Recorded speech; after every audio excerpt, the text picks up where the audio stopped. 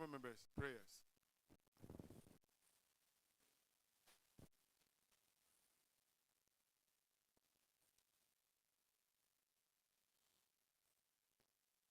Almighty God, we humbly beseech thee to look with favor upon this parliament of the Republic of Ghana. Grant that it may perform its high duty as in their sight. Give divine guidance to the President of the Republic, endow members of Parliament and ministers of state with discernment and vision, integrity and courage, that through the labors of government, this land and people may be well and truly served, and their good purposes for the common human life be realized in our midst. O God, grant us a vision of our country, fair as it might be, a country of righteousness, where none shall wrong his neighbor, a country of plenty, where evil and poverty shall be done away with, a country of brotherhood, where all success shall be founded on service and honor shall be given to the deserving, a country of peace, where government shall rest on the will of the people and the love for the common good. Bless the efforts of those who struggle to make this vision a living reality. Inspire and strengthen our people, that they may give time, thought, and sacrifice to speed the day of the coming beauty of Ghana and Africa. Amen.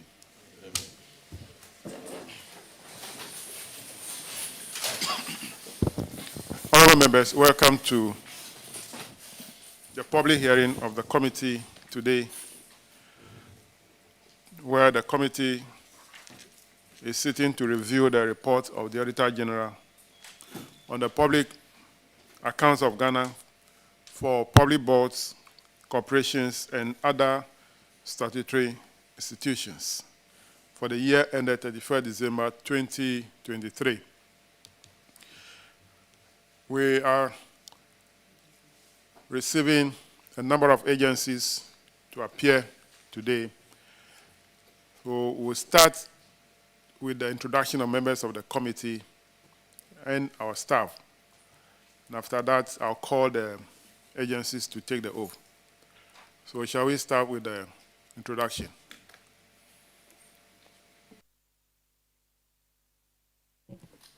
Good morning, Honorable Chair. Good morning.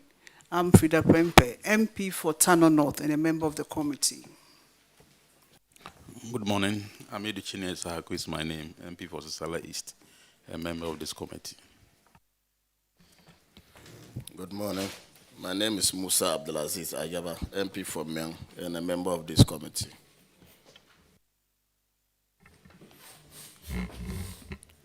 From Buem constituency in the Oti region, Kofi Adams, member of the committee.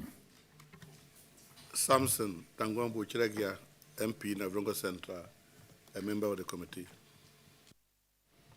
Good morning. I am Alhaj Mohammed Bawa Brahma, MP Ejwasi Chedumasi, and a member of this committee. Good morning. My name is Samuel Atamils, MP for Commander Edina Egwafo Abrim, and a vice chair of the committee. My name is James Kluche Avaji, MP for Katunov, and the chair of the committee.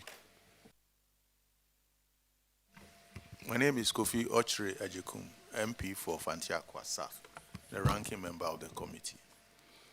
Isaac Yao Opoko is my name, Offenso South, member of Parliament, and a member of the committee.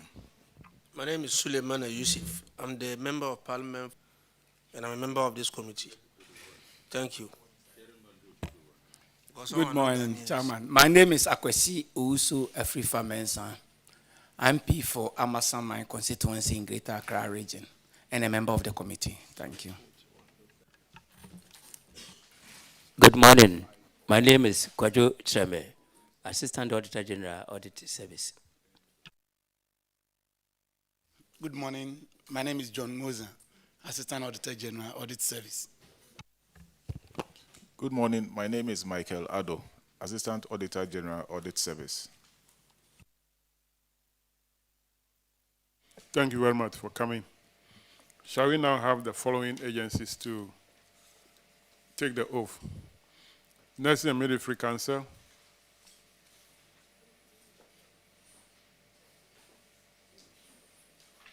the Trust Hospital,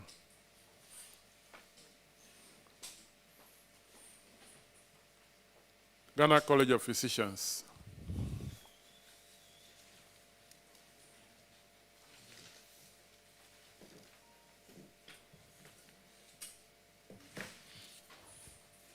Ghana School of Law.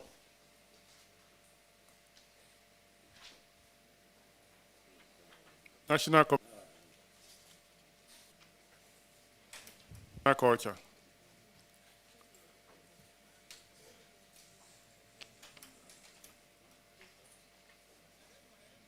ICO.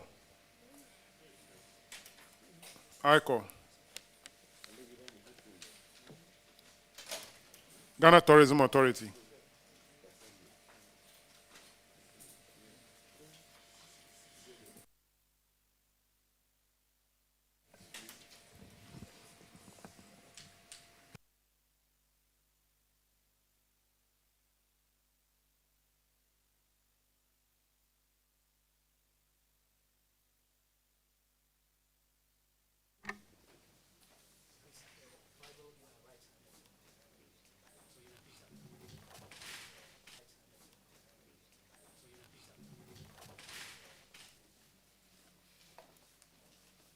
I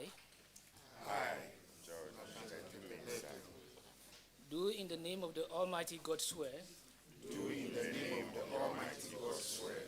that the evidence I shall give before this committee touching the matter in issue shall be the truth, the whole truth, and nothing but the truth. So help me God. Kindly take your seats. We'll start with Nursing and Midwifery Council.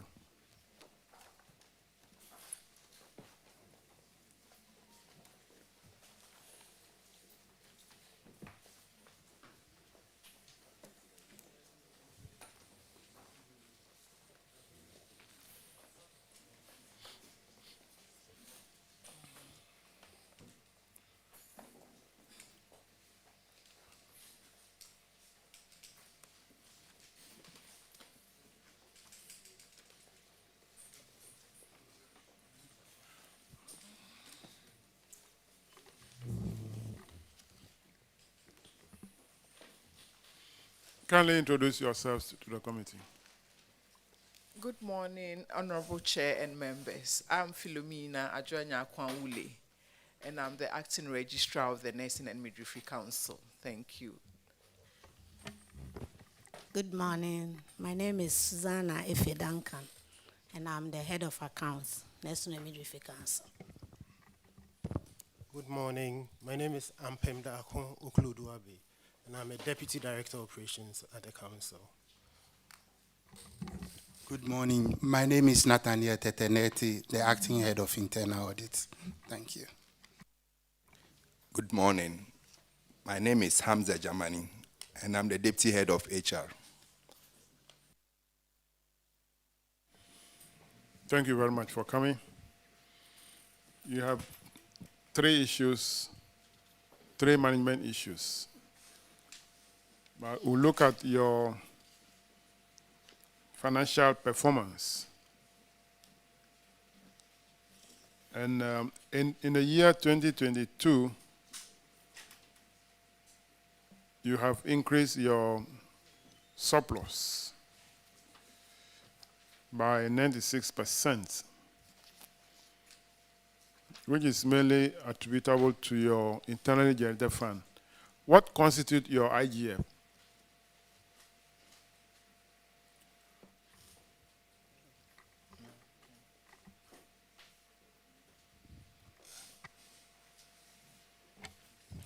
Thank you, Honorable Chair. The Council's IGF comes from registration of nurses, their renewal of their professional identification numbers, and then we also have some books that is the student. Though they haven't been employed in the normal stream, they do work at some of the private hospitals to sharpen their skills even before they join the mainstream. And so we do collect. Those are employed. If they are working in the private, they are employed. I'm not talking about if you are employed by government. Once they are working there, at least they are earning something. I'm talking about those who are not earning anything at all.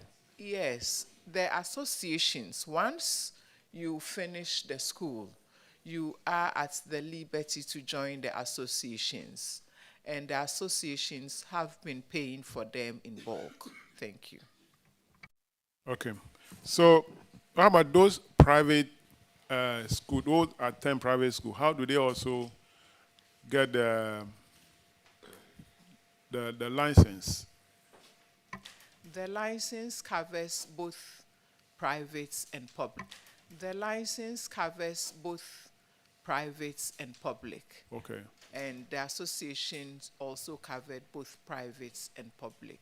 Okay. So once you are a nurse, you join an association. Thank you. So if I attend a private nursing training college, how do I get the PIN?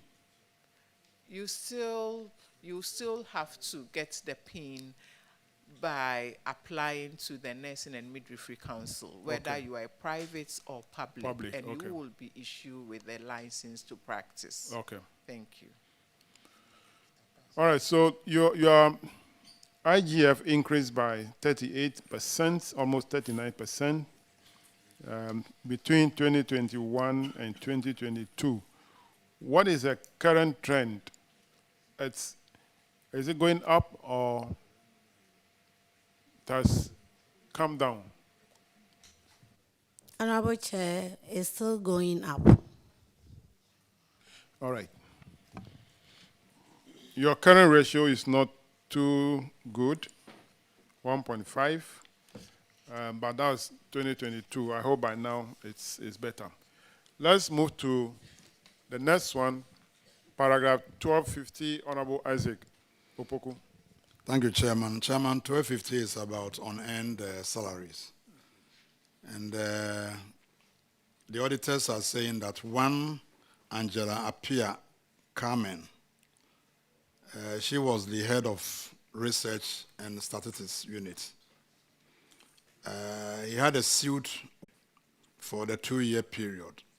The amount in question is 77,053 Ghana cedis, 77 Ghana pesos. The recommendation is to recover the amount from the affected staff and pay same into the Auditor General's recoveries accounts. First of all, I want to find out, what is the suit about? Thank you, Mr. Chair. The suit is about a scheme of service that was implemented by the council. And the staff was not happy about the placement on the scheme of service. So she went to court to declare, for the court to declare that the scheme of service is illegal. And as a result,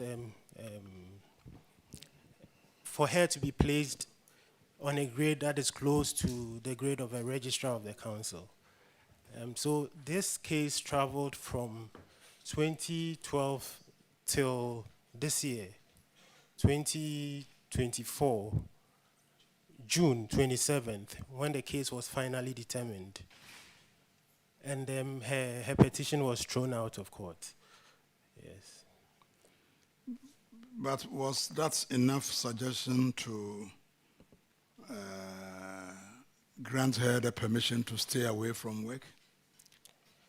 So when she instituted the case, she was absenting herself from work. So she was, when she was asked, she was attributing it to the fact that she goes to court or she goes to see her lawyers. And so the council at one point in time had to write to the PSC for advice on the issue. And the PSC, in a letter dated 10th October 2012, responded to us and said that we should stay any comment or action till the case is finally determined. So based on that, because she was coming to work, but not that regular, but based on the recommendations of the PSC, we stayed away from instituting any punitive measures against her for the absenteeism. Fast forward,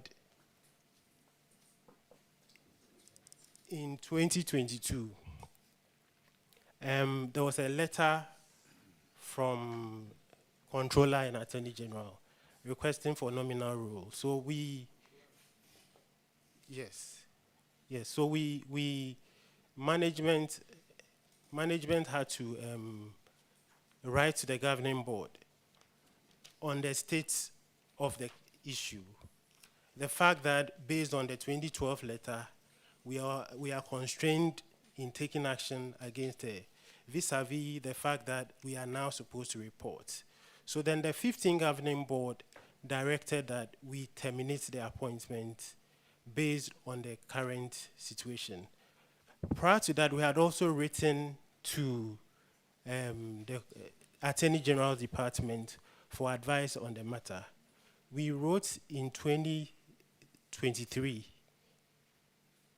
Then we wrote a reminder this year, February.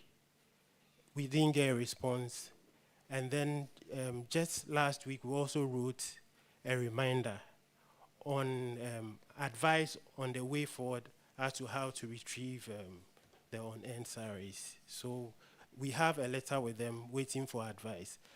After the case was finally determined was when we wrote the letter of reminder for advice. So this is how far we have gone on the matter. So, in effect, you have not been able to recover anything?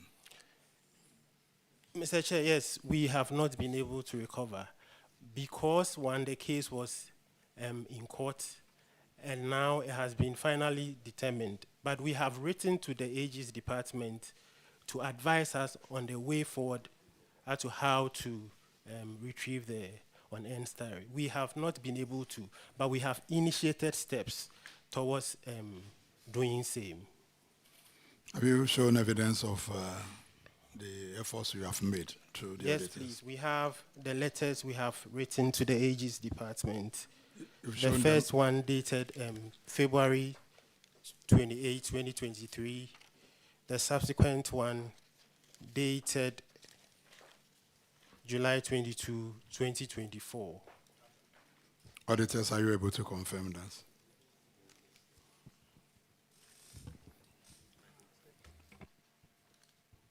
Honorable Chair, yes, we are aware such letters has been written. We are waiting for response from AG. Thank you. So, the other, letters that you have not shown evidence to the auditors, kindly do so after here. Mr. Chair, thank you. We'll do so.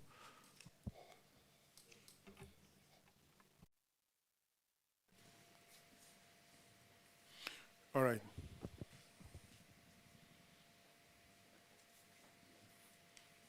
Let's move on to the next one.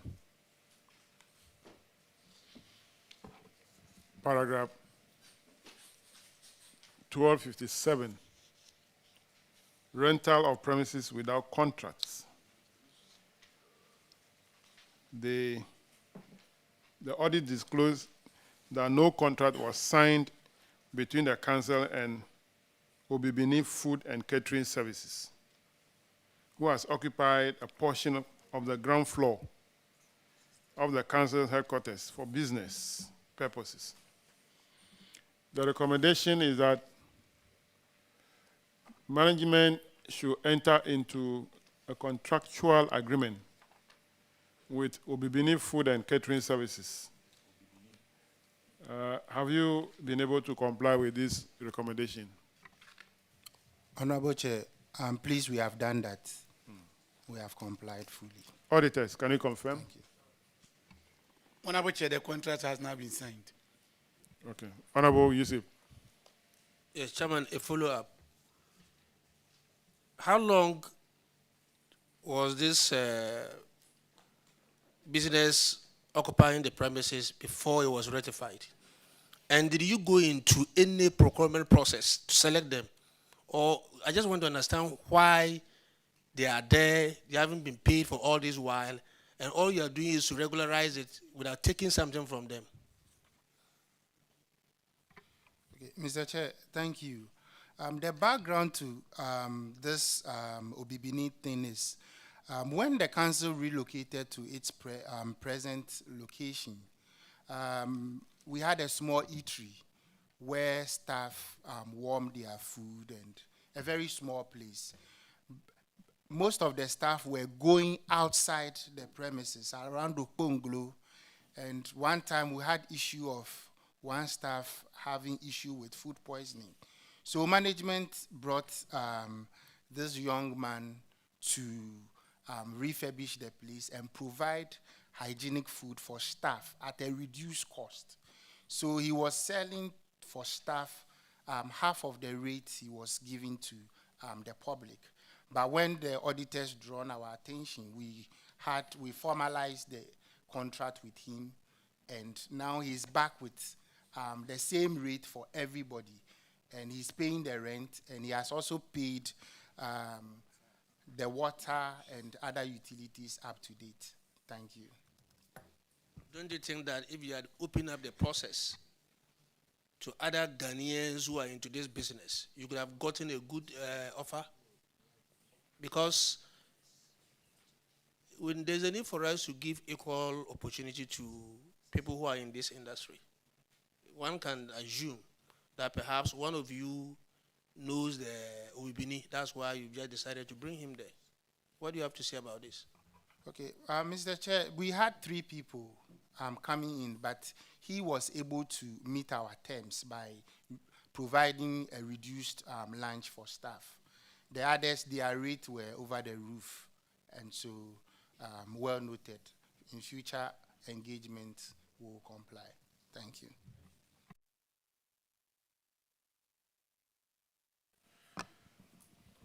All right, the next one is also on the same Obibini, food and catering services.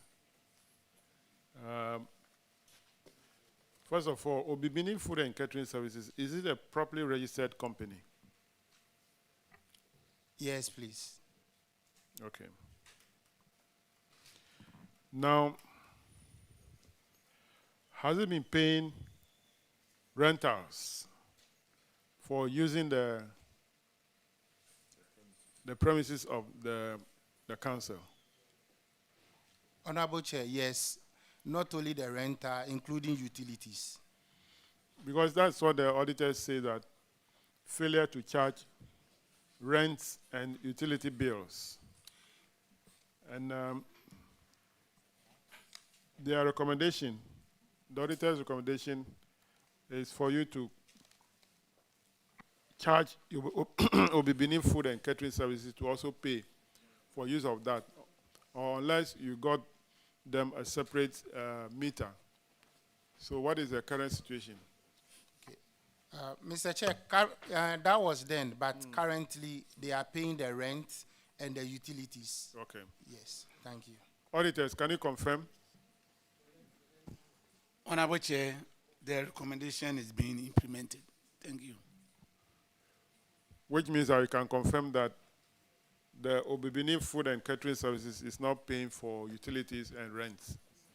Honorable Chair, confirm. Okay. But how much is the rent? Honorable Chair, it's 500 Ghana cedis per month. It's a very small place. Okay. And with this arrangement, he's even trying to move out because he's not breaking even. But per the recommendation, we have to apply, and so he's paying. How do you know that he's not breaking even? Mr. Chair, we are It's there. a private company. Are you the accountant? We are there with him. That's what he said. Do you look into their books? That was what he said. That is what he said. So you can't confirm that he's not breaking even. He's telling you that I'm not breaking even. Yes. You can't confirm that. Thank you, Mr. Chair. He would have followed up long time if he's not breaking even. Is he here for the Christmas to be cooking for people without breaking even, that he'll be adding his own money all this while. No. It wasn't the other service that asked you to charge the 500, okay? You charge the 500. If you are now saying that he's not even breaking even and he's about to leave, why don't you review it? If his services are good for you, and you are speaking for him and sympathizing with him. Where noted, Chairman? Sir, how many years did this guy stay at this place without paying rent? Mr. Chair, 2020. He came there 2020. 2020. So now that you are asking him to pay 500 a month, he's not breaking even.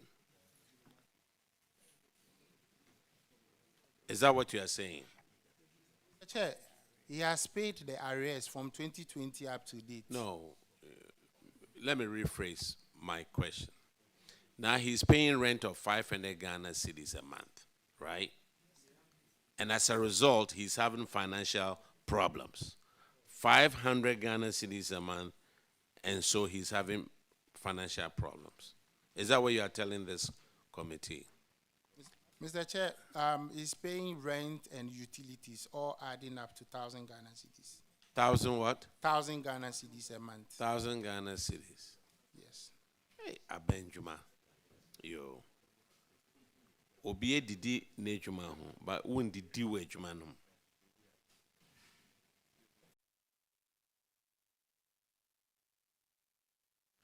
All right, so that'll be all for net. Why?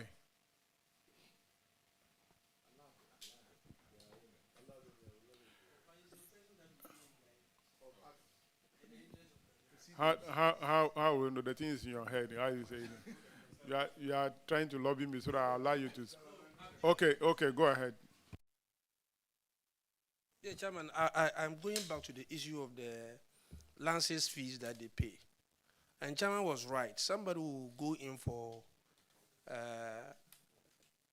pay money and is given a license. He goes to sit home for a year.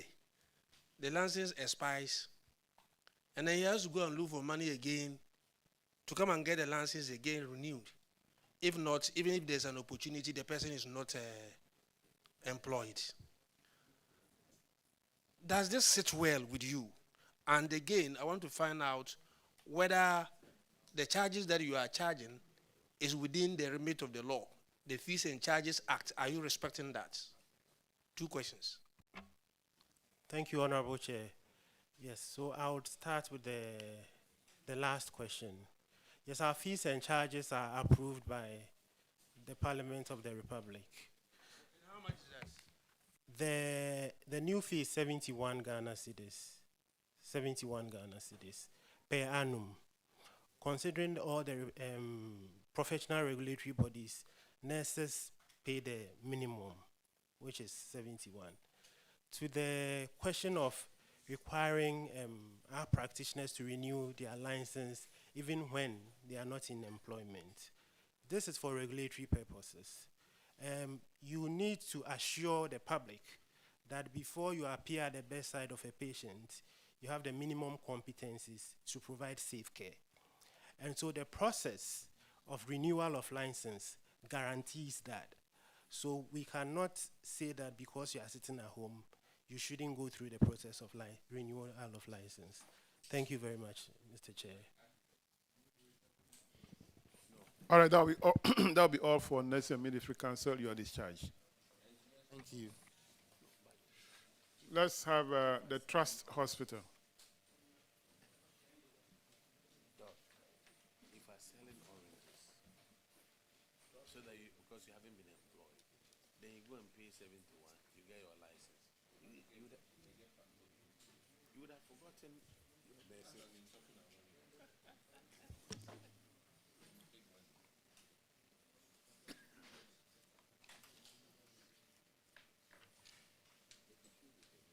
Kindly introduce yourself to the committee.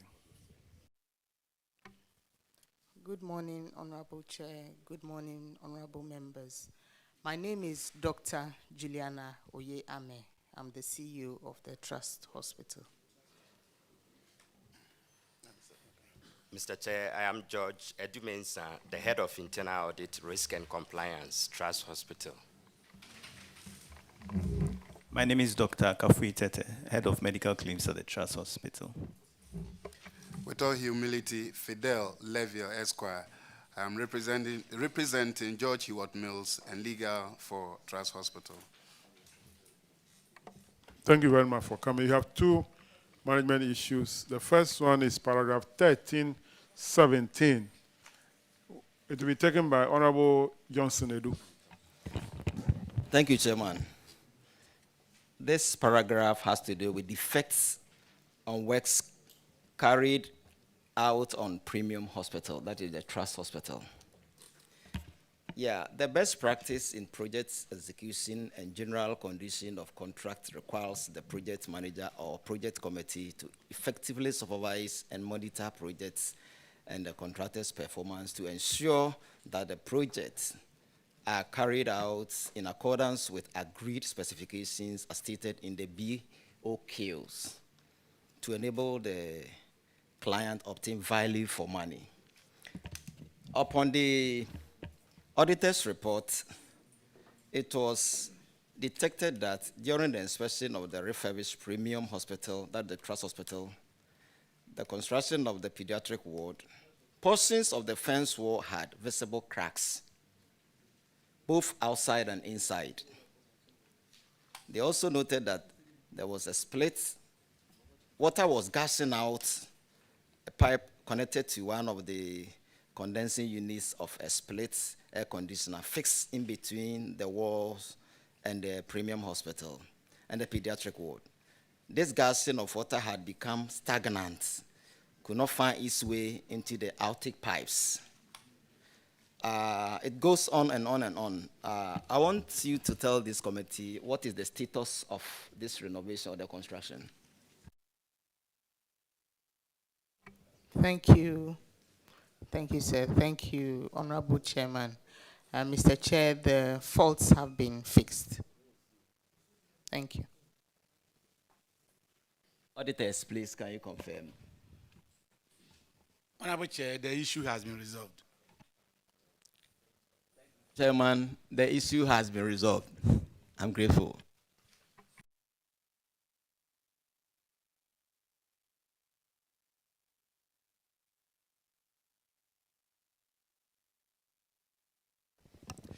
All right, let's move to the second one.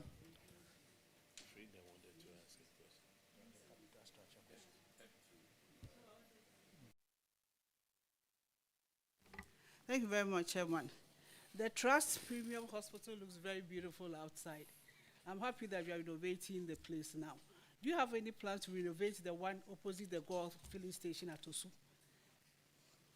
Yes, Honorable Member. We are currently in the process of renovating. I'm happy to hear that, Chairman, because the last time I visited the Trust Hospital, I asked myself, what are we using our monies for? Because the whole place is so small, so cramped. It looks so dilapidated and all that. So I'm happy that you have plans to renovate it. I've seen that you've started with the OPD area, but I hope that you extend it to the other parts. Thank you.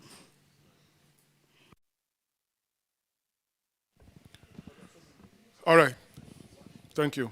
So your next question is on the capital structure of the hospital, where the auditors have noted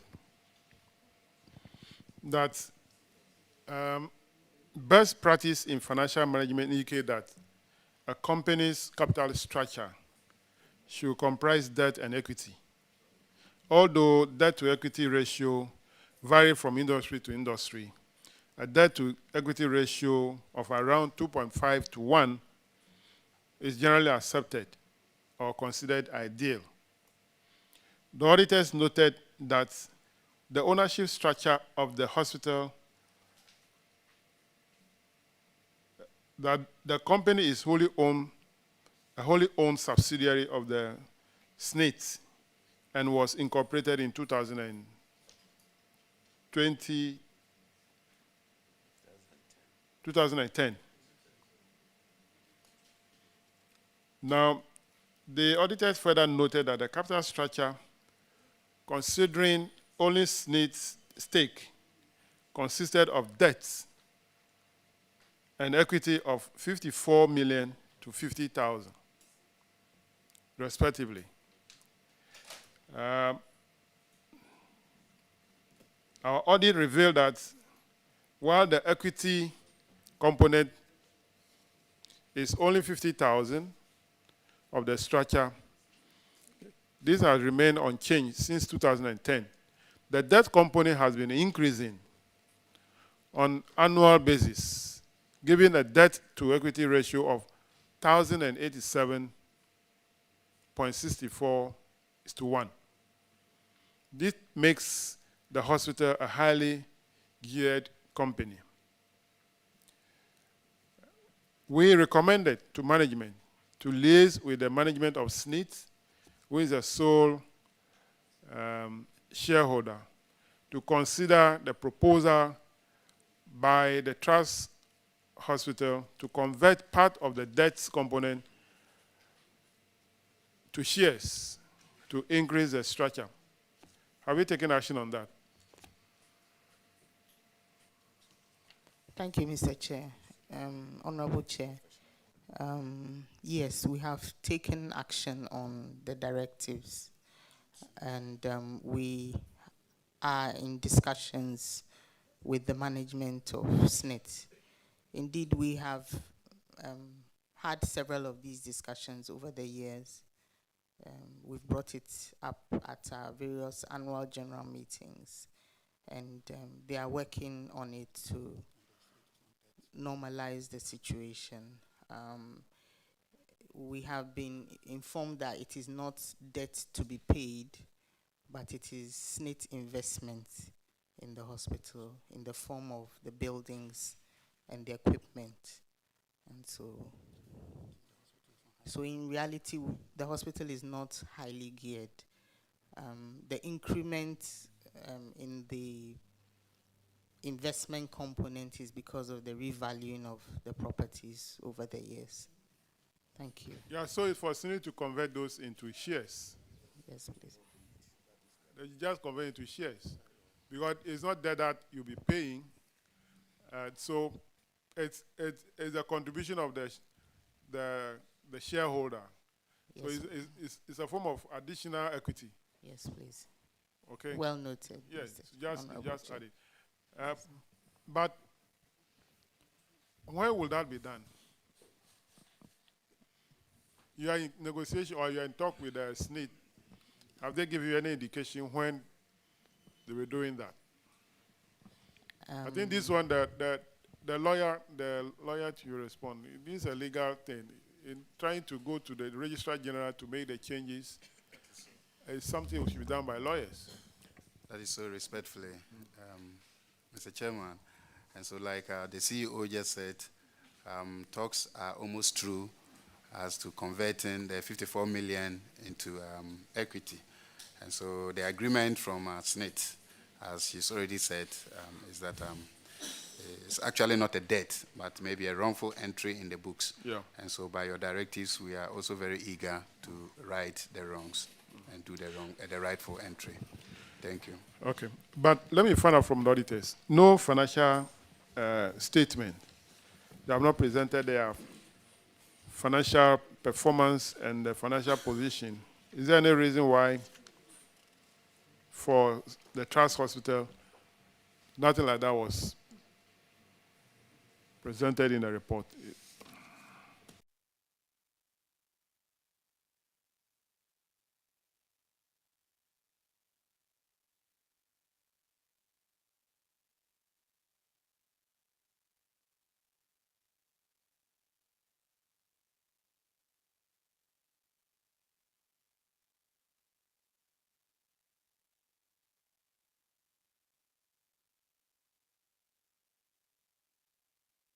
Anyway, that you can provide the answer later.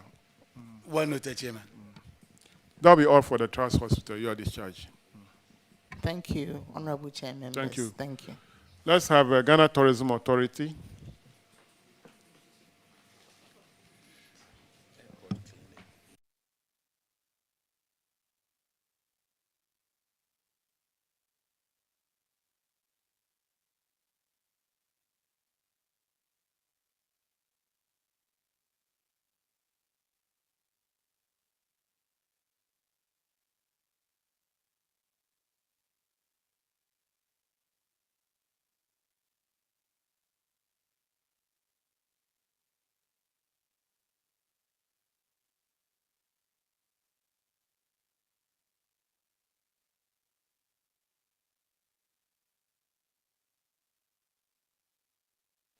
Kindly introduce yourself to the committee. Honorable Chair, my name is Akwesi Ajiman, CEO, Ghana Tourism Authority. Honorable Chair, my name is Ben Ananisia, Deputy CEO, General Services. Honorable Chair, my name is Lawrence Agbo, Acting Director of Finance. Honorable Chair, my name is Prince Yawisa. I'm the Fund Administrator for the Tourism Development Fund. Honorable Chair, my name is Kenneth Yao Beze. I'm the Accountant for the Tourism Fund. Okay, thank you. So we are taking both the Tourism Development Fund and the Ghana Tourism Authority issues together. Okay. Let's start with the Tourism Development Fund. Paragraph 1817, Honorable Sampson. Thank you, Mr. Chair. Here, there's a table on the table 265.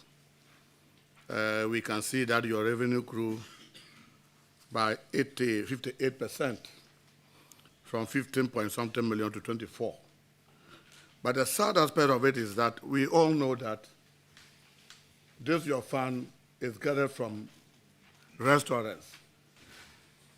You have used 13,268,507 on research. Out of the total amount, you mobilized 24 million. 13,268,507 for research. I don't know whether you research into restaurants or whatever. Please, can you tell the committee how you have used the 13,268,000 for only research?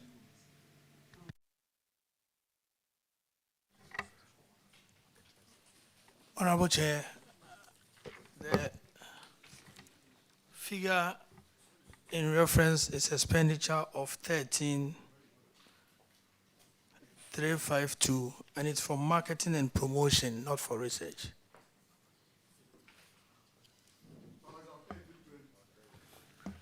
Total expenditure increased by 83% to 29,103 in 2022 from this, and this was due to increase in market research.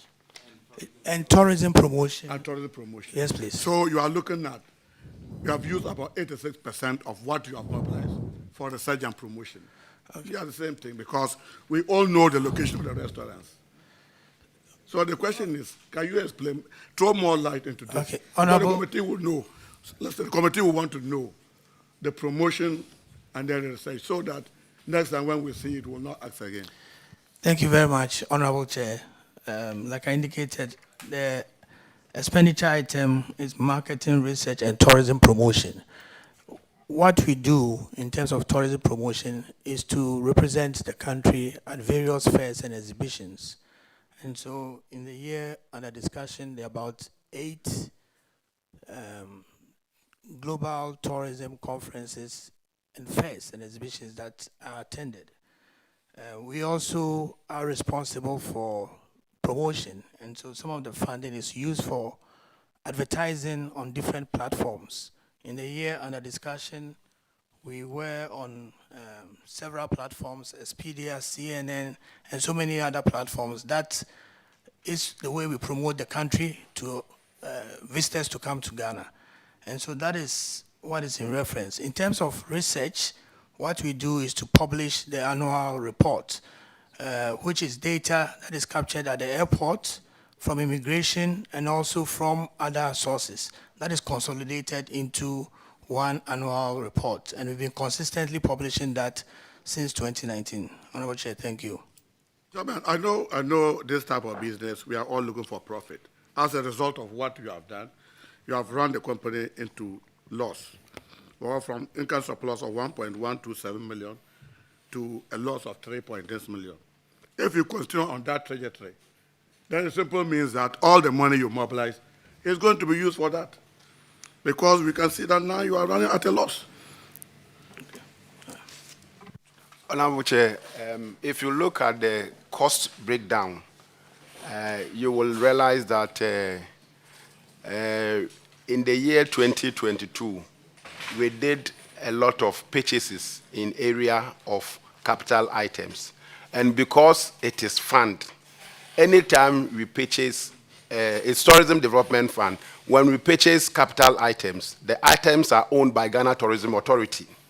And then for that matter, when the purchases are made, the year in which those purchases are made, we treat them in the statement of financial performance.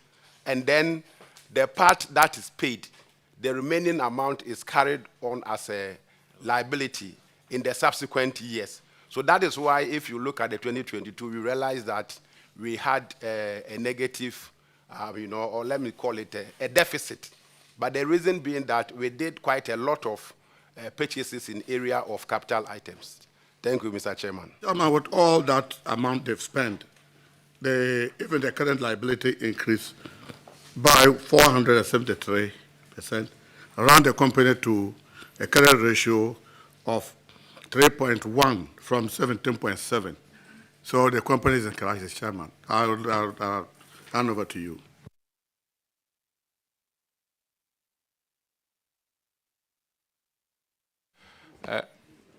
Yeah, Chairman, I was hoping that they would have talked about some of the benefits of year of return and these things, which are a huge part of your work. True or false? Yes, please. That's what I referred to in the marketing, and I did mention. No, the year of return and beyond the return. Beyond the return, it's a 10-year project which is currently ongoing, and every year, in addition to the marketing promotion, we also have the Beyond the Return project, which is funded by the Tourism Development Fund. Thank you. Chairman, I'm not defending them, but what I'm trying to get at is that the real benefits, financial-wise, of their expenses cannot be appreciated necessarily only by the fund. All the ticketing that comes into the country by way of revenue to transport are also due to the promotions and marketing of these two programs. So I was hoping that the leadership there would have rather told us how beneficial these promotions have been, though the revenues do not come to their account. Honorable Member, that's your hope. That's your hope. That is his hope. I know what he's trying to achieve.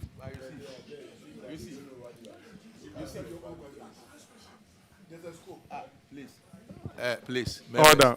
Allow the chairman to control the meeting, and then don't be murmuring behind those things. If you have questions, keep them. When it's your turn, then you ask them. Yes, please. Let's go to paragraph 1826. Honorable Johnson Edu.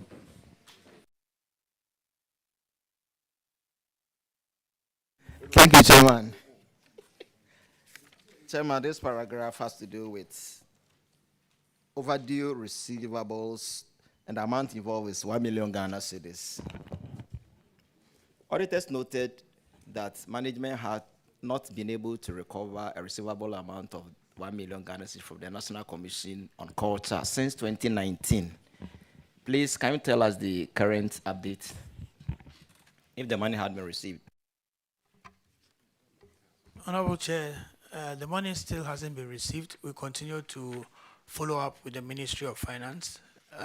By way of background, this was monies that were asked to loan to the National Commission on Culture for the specific activity of NAFAC, which is the National Festival of Arts and Culture. This was in 2019. They had received a letter from Ministry of Finance indicating that it will be funded. And so the ministry asked that we pre-finance that activity on behalf of the ministry, because it's a major national activity. We did, but we have still not received the funding from Ministry of Finance. So we continue to follow up. The last letter we wrote was in June 2024 to the Ministry of Finance. Was it a loan request?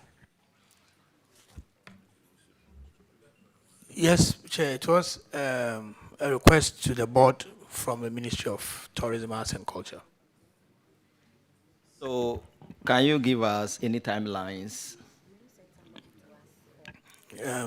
Honorable Chair, we continue to follow up with the Ministry of Finance. Like I indicated, Our last letter, which we have here, we have shown to the auditors, was in June, and we are pushing to get that resolved through our board.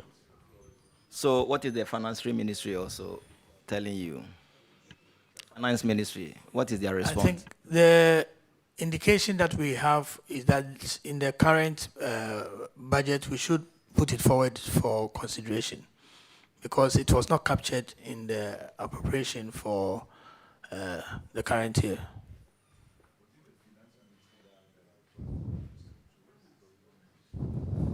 Chairman, that is the status now. I yield to you. All the letters you wrote to the Minister of Finance, have they responded to any of them?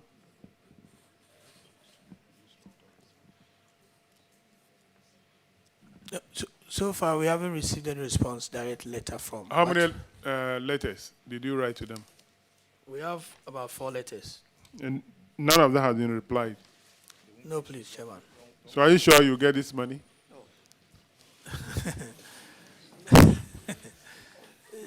Chairman, are you sure you get this money? We'll keep hope alive. You write no response. You write no response 4 times, no response. But there have been discussions around it, so it's not that the letters have not been acknowledged. At least they should acknowledge receipt of your letter. Yes, Chairman. Now, your mother ministry is a Ministry of Tourism. Which role are they playing? The letters are routed through the Ministry of Tourism. So the Chief Director and our Minister is fully aware. And I know National Commission on Culture is here. What effort are they also making? They took the money. And they spend the money. Which effort are they making? Are they will come. We'll ask them. But I'm trying to find a way where I can get their response now and to fit into your response. Are they making any efforts per your assessment? Honorable Chair, we've had discussions. I've engaged with the Executive Secretary on a few occasions, but as it were, his hands are tied in a way. So, what if they are actually also ready, they should budget for it in their budget. Yes, please. Honorable Chair, then well the Minister of Finance, in giving the money, can charge it against that budget. Yes, Honorable Chair. We'll go on that tangent, Honorable Chair. They've heard what I said, but when they can, we'll repeat what I said. Yes, sir. Thank you, Chairman. Yes, Vice Chairman. Chairman, if you look at National Commission on Culture, 2022, their total income was 4.7 million. 4.7 million. And knowing what they do at National Commission on Culture, Chairman, I don't think this 1 million could be paid. And maybe we need to consider maybe writing it off, because it will be in the books for several years. Vice Chairman, I don't think we should write it off. With all due respect, it should be there, so that they will do what they have to do to get the money. But Chairman, I was also, this is just on the joking side. If you ask the Minister of the National Commission of Culture to go and worry the Ministry of Finance, it's like your father go and borrow money for you, and then you, the one who benefited from you, keep on worrying your father to go and pay the loan. Next time you need the loan, your father will not go and borrow for you. That is the dilemma of the Commission on Culture. The father borrowed for them, they have used the money, then they will go and be worrying their father to go and pay that money. Next time they need money, can they go to their father again? So that is their dilemma. This is just on the lighter side anyway. But I think what you just said has introduced a new dimension. The program for which the money was spent, was it a program, a national program for the Ministry of Tourism, or is it a program for the National Commission on Culture? Honorable Chair, I will describe it as a national program for the Ministry of Tourism, but the implementing agency is a National Commission on Culture. Per our records, Honorable Chair, in previous years, there have been support from the Tourism Development Fund for such national programs that other agencies implement. But for the year under discussion, because they had written and the Ministry of Finance had given indication they were going to pay, that is why they, through the ministry, asked for it to be treated as a loan. It's the Ministry of Tourism that must actually be chasing this. It's really their money. They are the borrowers of the money. And you gave it to the Commission on Culture to do the implementation. Yes, but Honorable Chair. the one that actually borrowed the money is the Ministry of Tourism. Yes, Honorable Chair. And that is why all our letters are routed through them to the Ministry of Finance. Thank you. All right, so we'll make the recommendation, putting the responsibility on the Ministry of Tourism to make sure this money is refunded to the fund. All right, let's move to paragraph 1831, which is actually for Ghana Tourism Authority. It's on your financial statement. You have made a surplus in 2019 and a deficit in 2020. But before I ask a question on that, why is it that your account has delayed? We're in 2024. We are considering 2023 account, or the letters for the corporation's 2022 account. But you are far back in 2020. Why?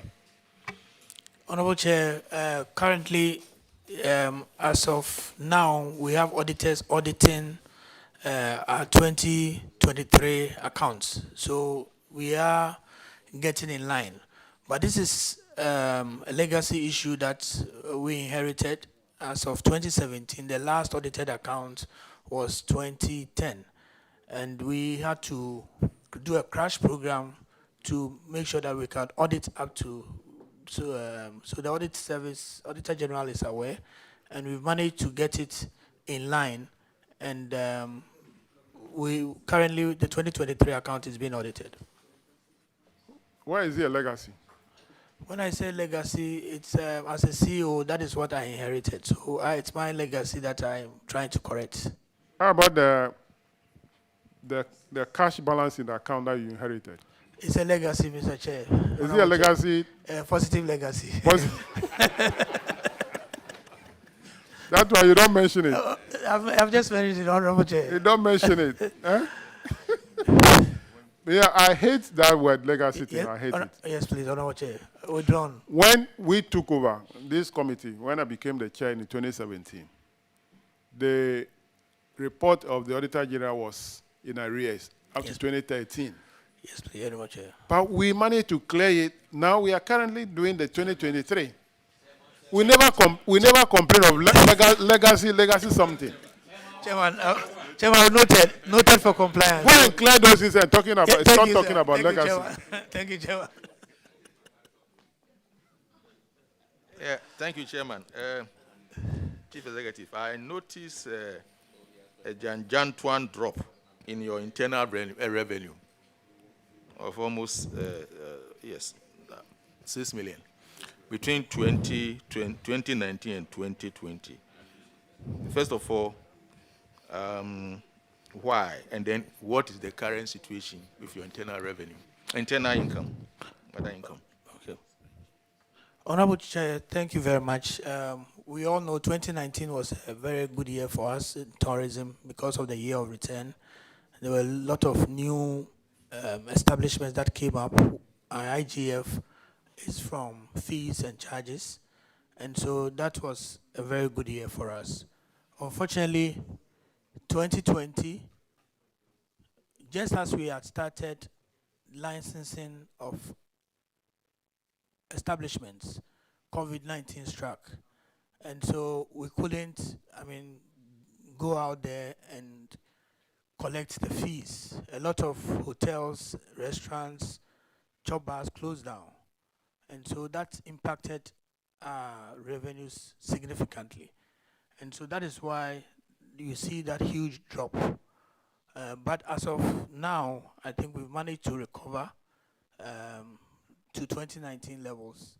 And then also, last year, thanks to the parliament, we got some slight increase in our fees and charges, which had been outstanding from 2013.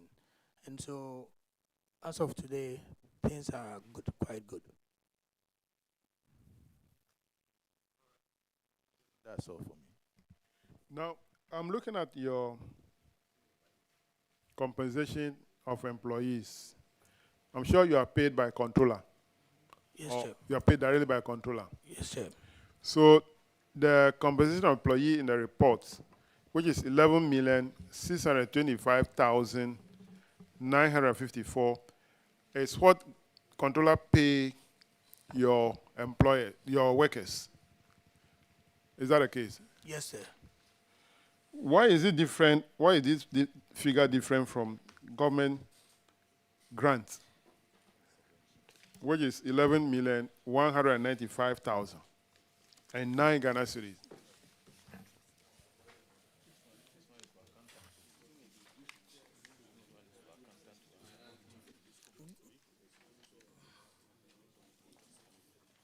No, government grant is released for goods and services. No, I don't think so. Controller and accountant pay you. That is government. Honorable Chair, the grant constitutes both in the financial statement, the receipt for salaries and then for goods and services. They constitute the grant we receive from central government. Come again. The goods and services, together with the, what's the name? Salaries. Yeah. They constitute the total grant we receive per year from the central government. Okay. So, out of this government grant of 11,195,009 Ghana cedis, what portion relate to compensation of employees?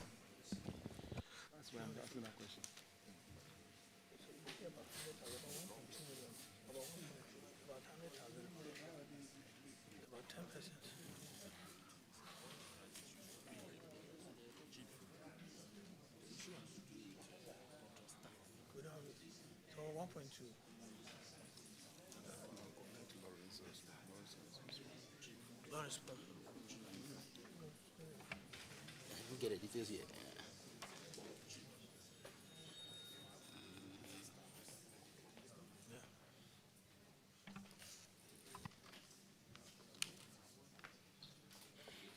So 11.1 million, 195 million, which is a government grant.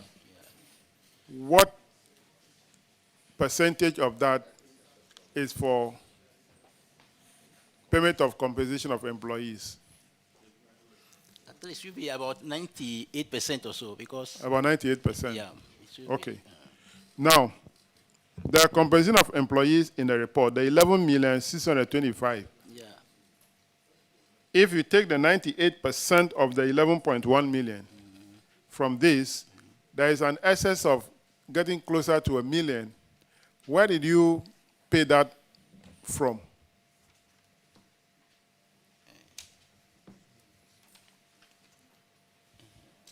Which one is that one?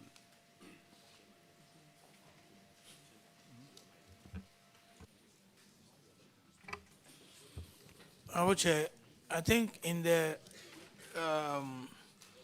income, we have IGF and also we get some small support for operational activities from the Tourism Development Fund. So it means that apart from government paying salaries of your workers, you also pay from your internal IGF, from your IGF. Honorable Chair, yes, we have some contract staff that we pay. That is the point I want to arrive at. It means that there are some payments that are made from the IGF for contract staff. Yes, Chair. That's all. All right, let's go to paragraph 1841. Honorable Afrifa. Thank you, Chairman.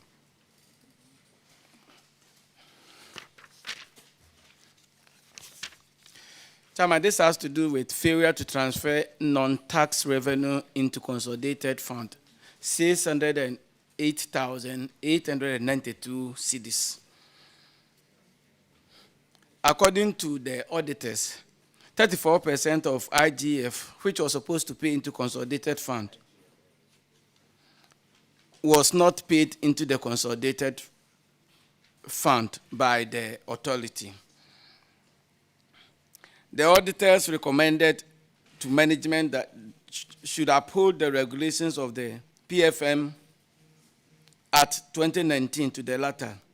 Additionally, the authority should take steps to increase budgetary requests to be able to cater for all expenditures so it does not utilize monies meant to be transferred into the consolidated fund. Have you taken any steps as recommended by the auditors? What steps have you taken as at now? Thank you. Honorable Chair, thank you. We all know, and I did indicate, 2020 was a very difficult year for the tourism and hospitality sector. We lodged all the funds into our operational accounts with Bank of Ghana, but unfortunately, I think the part that was supposed to go to the holding account didn't go. But at that time, we had meetings with the Ministry of Finance, and they had asked that we bring a report on the impact on the industry and on the authority so that we could be supported. Honorable Chair, we showed the auditors all the letters and the report that was sent to the Ministry of Finance asking for support to be able to meet day-to-day operations. We were dealing with a situation where we were impaired about almost 70% in terms of revenue. Most of the facilities had closed down. It wasn't the time that you could even go to the major hotels to ask them to pay their fees. And our daily operations were suffering. And so we were given some assurances that we will get up to 1.5 million cedis from the Ministry of Finance. Unfortunately, that money didn't come, and by which time we had already utilized the monies for operational items. But like I indicated earlier, we have recovered out of the COVID period, and this is not an issue that will occur again. We did show the auditors all the receipts and how the monies were utilized for the benefit of the authority and also the industry. Thank you. So can you tell this committee that in 2021, 2022, 2023, they didn't keep any of the IGF which was supposed to pay into the consolidated fund? Yes, Honorable Chair, I can confirm that. And like I indicated, our 2023 account is being audited. So by the end of the year, we'll be fully compliant in terms of the auditing lines. Thank you. Chairman, thank you. Well, you have given justification for the use of the money, but it is wrong. It is wrong. If all agencies that make money and pay to the consolidated fund, which government will use to pay our salary, if all of them should withhold portion of that, government will not get money to pay our salaries. Yes, Chair. I agree with you. So now the situation has normalized. Yes, please. You have money now. Yes, please. Why don't you refund this money to the consolidated fund? Honorable Chair, I think as the House pleases, but we have recovered, but not to the point where we have that freedom or the enough resources to go back to that. Honorable Chair, you bear with me that it was wrong, but a pandemic is a pandemic, and it's not a normal situation that we're dealing with. So we plead with the House, and we have shown all the receipts to the auditors that had we not done that, our operations would have come to a halt. If you recall, in the industry, we had to support operators with Veronica buckets, masks, all these things we had to do to keep the industry alive. And we worked together with the private sector to recover. And as of last year, for example, the total number of people who came to Ghana was more than what we had in 2019, which shows a very strong recovery. Were you not giving part of the COVID money? No, Honorable Chair. So the Ghana Tourism Authority didn't benefit from the COVID money. Honorable Chair, I don't know which one you are referring to as COVID money, but No. When the COVID started, the first thing we did was to take 200 million from the Ghana Stabilization Fund no, for Honorable Chair, government. there was And Minister of Finance was using that. They gave some to Minister of Health, local government, all ministries received. And Ghana Tourism Authority didn't receive anything. You have to use your own money to buy Veronica bucket and things like that. That is the point I want to make. Honorable Chair, we didn't receive money directly from that, but the industry players, especially those who were owed, there was a lot of backlog of debts that were owed by state institutions. All of them that were cleared. So at least industry people got some relief. But directly, we didn't get any money. You didn't get anything. All right. We have looked at the COVID report. We'll be coming out with our report to Parliament. Yes. It's unfortunate that you didn't get part of the pie.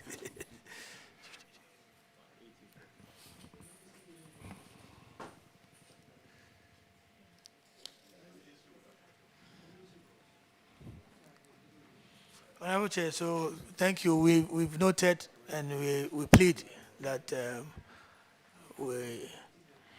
you forgive us our sins. We'll go and sin no more.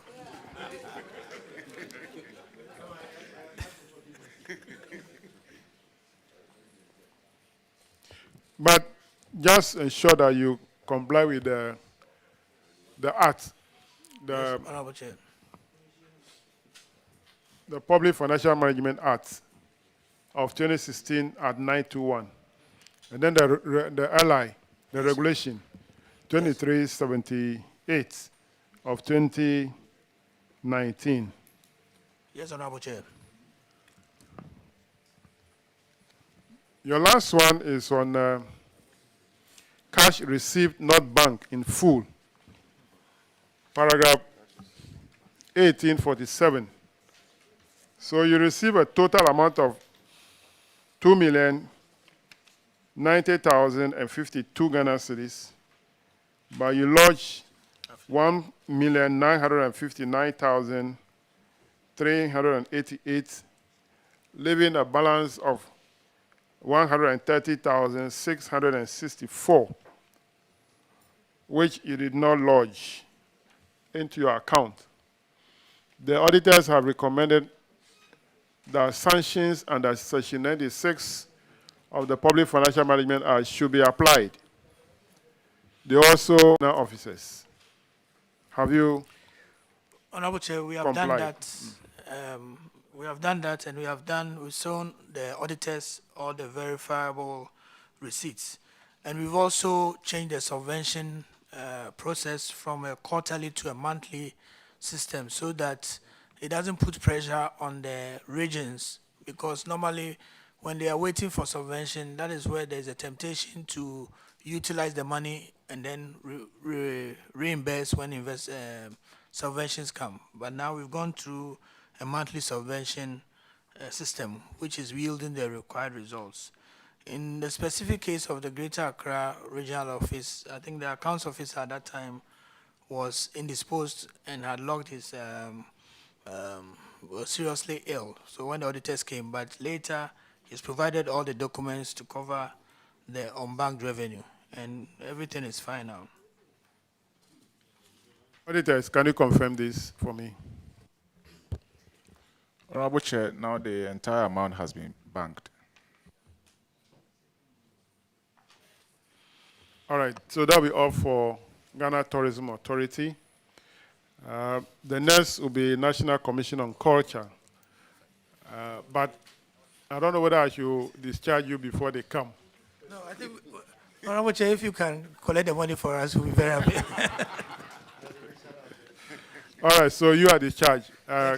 Let's have a National Commission on Culture.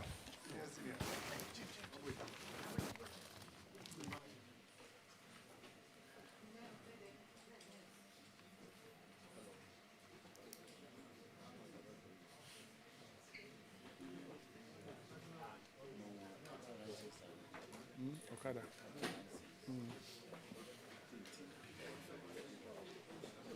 Look when your lances.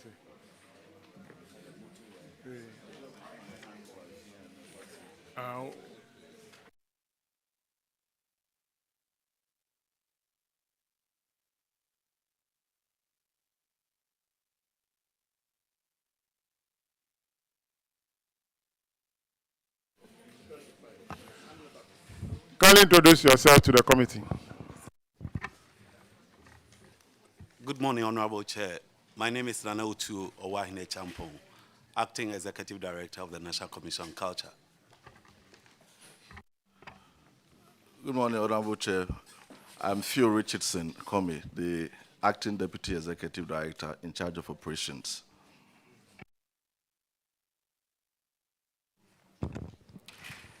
Good morning, Honorable Chair and Honorable Members.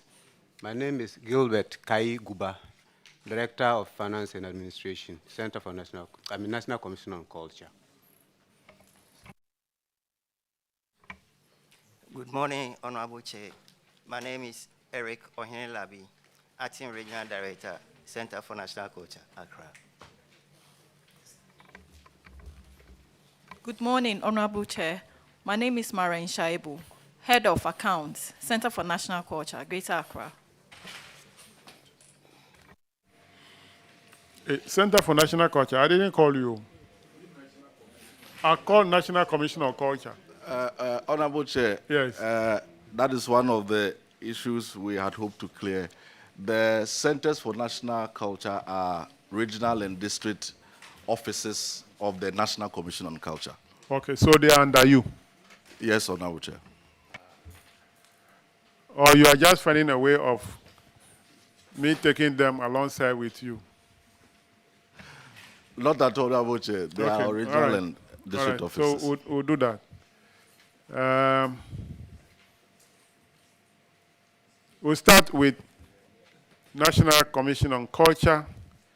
The first one, paragraph 1796. Honorable Ajay Watson will take it. Thank you, Chairman. National Commission on Culture, we are reviewing your financial performance. In 2021, you recorded a deficit, but this improved significantly. The deficit was 19,635, but for 2022, you were able to make a surplus of 374,154. What happened? What was the magic? What happened? Honorable Chair, that was generally due to grants that we received. In the period of COVID education, we received some support for purposes of education from the COVID-19 Secretariat and Care International Ghana. Right. So, out of your own efforts, because you also have an internally generated fund, you raise some monies because what constitutes your other revenues, that also increased from 611 to 719. In the first place, what constitutes the other revenues? Honorable Chair, that is what I mentioned. The head office, the National Commission on Culture head office, does not generate any IGF. So usually, apart from government grant, all other revenues come from donations and grants from external sources. Okay. So against the expenditure too, you had an increase, but largely you see the compensation accounted for a lot of it. What happened with the compensation? With compensation, it had to do with recruitment. That was also done during the year. So that was what accounted for the little increase in the compensation. So what you are telling us is that you were given clearance to recruit. Yes, Honorable Chair. So that added up to the wage bill. Yes, Honorable Chair. Right. So, Chairman, they have a generally good story to tell. Their financial position is also good. Their current ratio improved from 6.4 to 1 as against 0.3 to 1. So they are able to meet their short-term financial obligations. So I think that they are doing well. I don't know what is happening. Going forward, are you going to be able to maintain the state? Honorable Chair, we hope so. We are not positive. Because perhaps you are not anticipating that you are going to get additional grants. So the story will be like, we'll go back. Anyway, so Chairman, that will be all for me. Thank you very much. Let's go to paragraph 1805. It's on unsupported payment vouchers. 37,000. Okay, Honorable Bawa.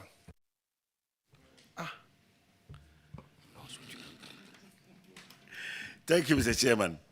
The third paragraph relates to unsupported payments, and the auditor cited you for making some payments without the necessary supporting documents. And table 263 catalogs those payments.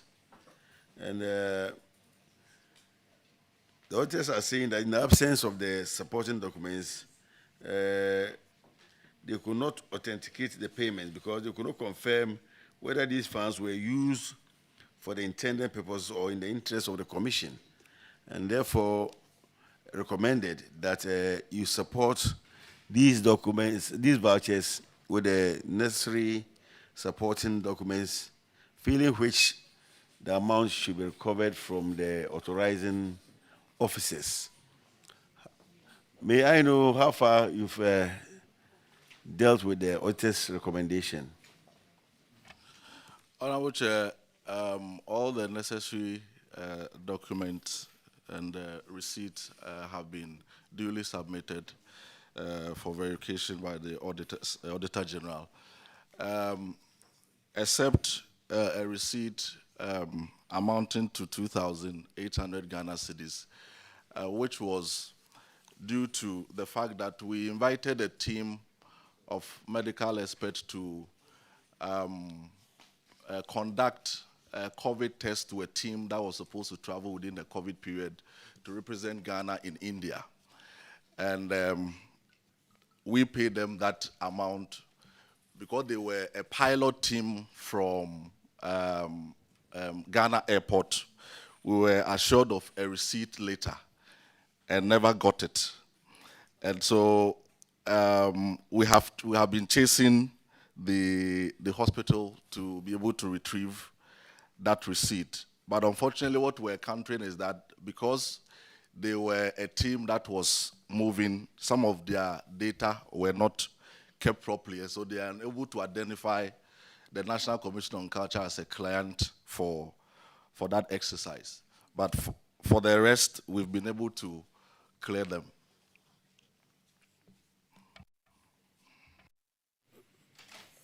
This is a 2022 report. And for the past 2 years, we've not been able to get this receipt.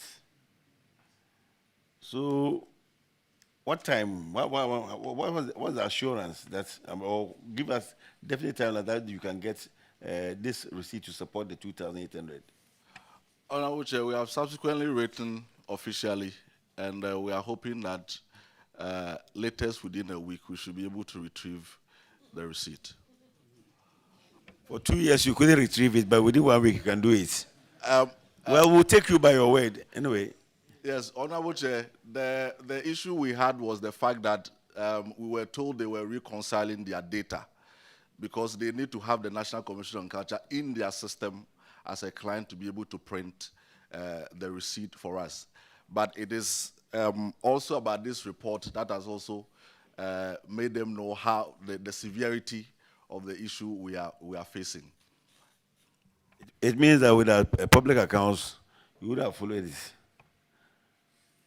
You would have followed up. Not so, Honorable Chair. We have been following up on it. Now, auditors, can you confirm that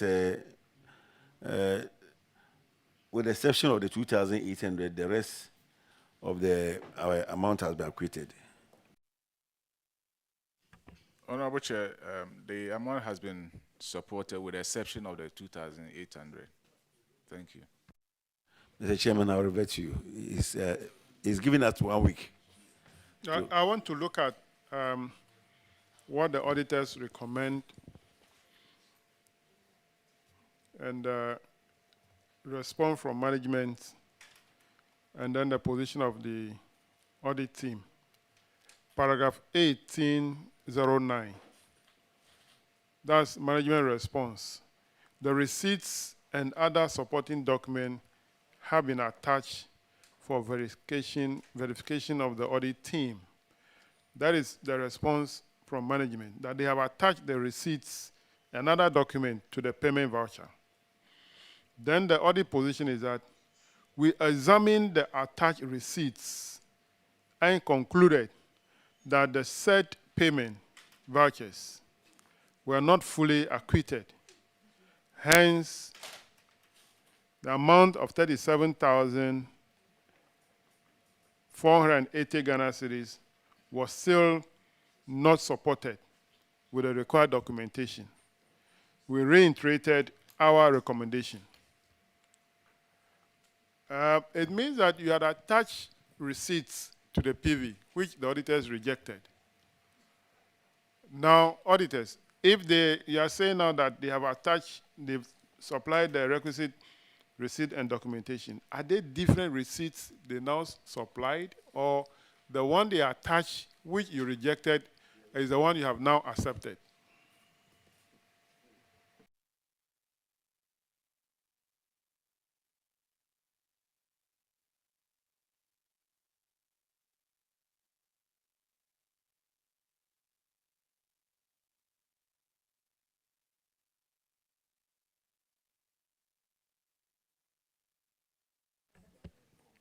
Honorable Chair, this was at the time of the audit.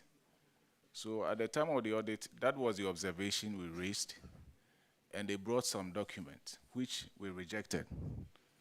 Then later on, they brought some other documents, which actually supported the payment, with the exception of the 2,800. Were they different documents from the one you rejected? Yes, they were different. So now I come back to the finance people. Where did you get the new documents? From the one you submitted, which were rejected?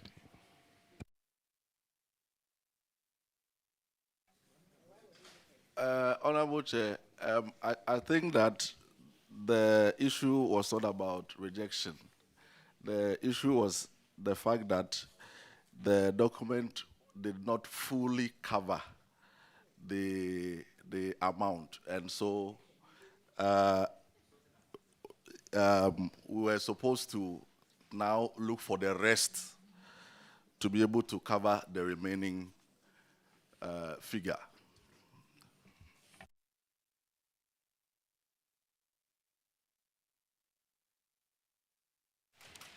Anyway, we can argue about this over and over. If really the auditors supported or accepted the receipt that you attached to the PVs, they would have deducted those amounts from the 37,000 and and explain that our position is that this amount has not been acquitted. But they maintain the 37,000. Anyway, let's move on. Paragraph 1811 is on unaccounted expenditure.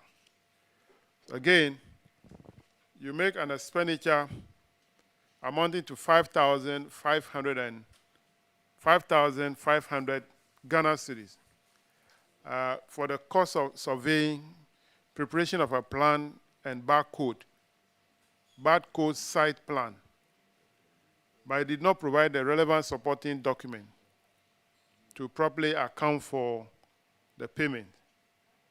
So auditors are demanding that in the absence of supporting document for this, they cannot confirm if truly this money was spent for that purpose. They are recommending to management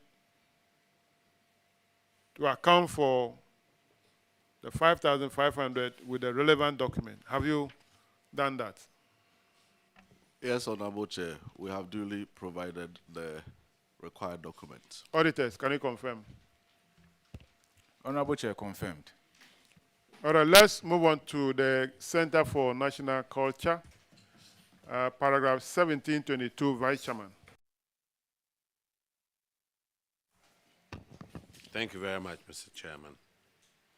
1722. Now on paragraph 1722, let's look at your financial performance.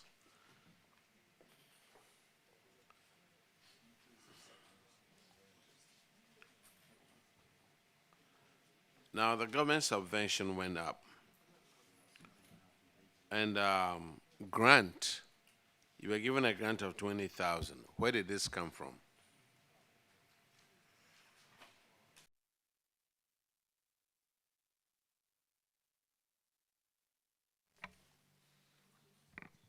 Thank you, Honorable Chairman. Please, the grants came in a form of a donation from external source. The question is, where did it come from? External source. Which external source? Is that something that is one time or is going to be a regular thing? What source was that? Honorable Chair, that was part of our COVID campaign interventions to the regional and district offices. And so it came from Care International Ghana. It was a one-time off support.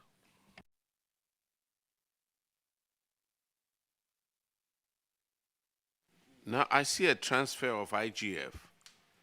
There was a huge increase out there, about 95.6%. How come?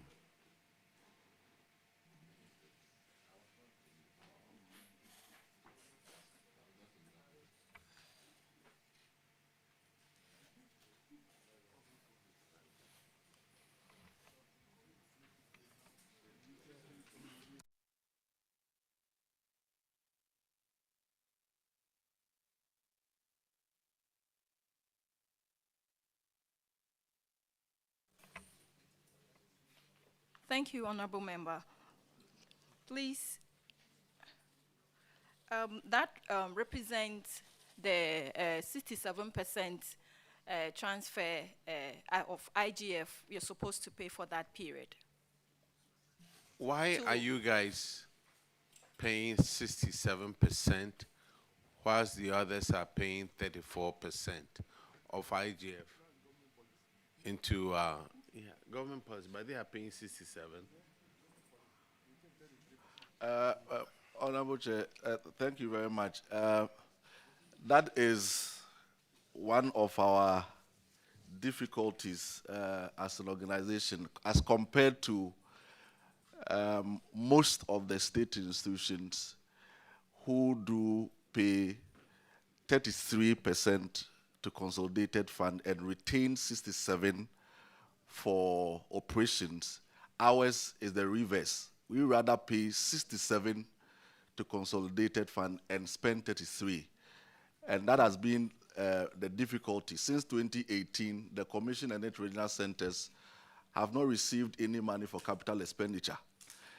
And it has become very, very difficult for the regional centers to operate within 33% retention. We have written countless number of letters to the Ministry of Finance for consideration through the Ministry of Tourism, Arts and Culture. But we are yet to receive attention for anything to be done about that. And that is really, really affecting the operations of our offices, Honorable Chair.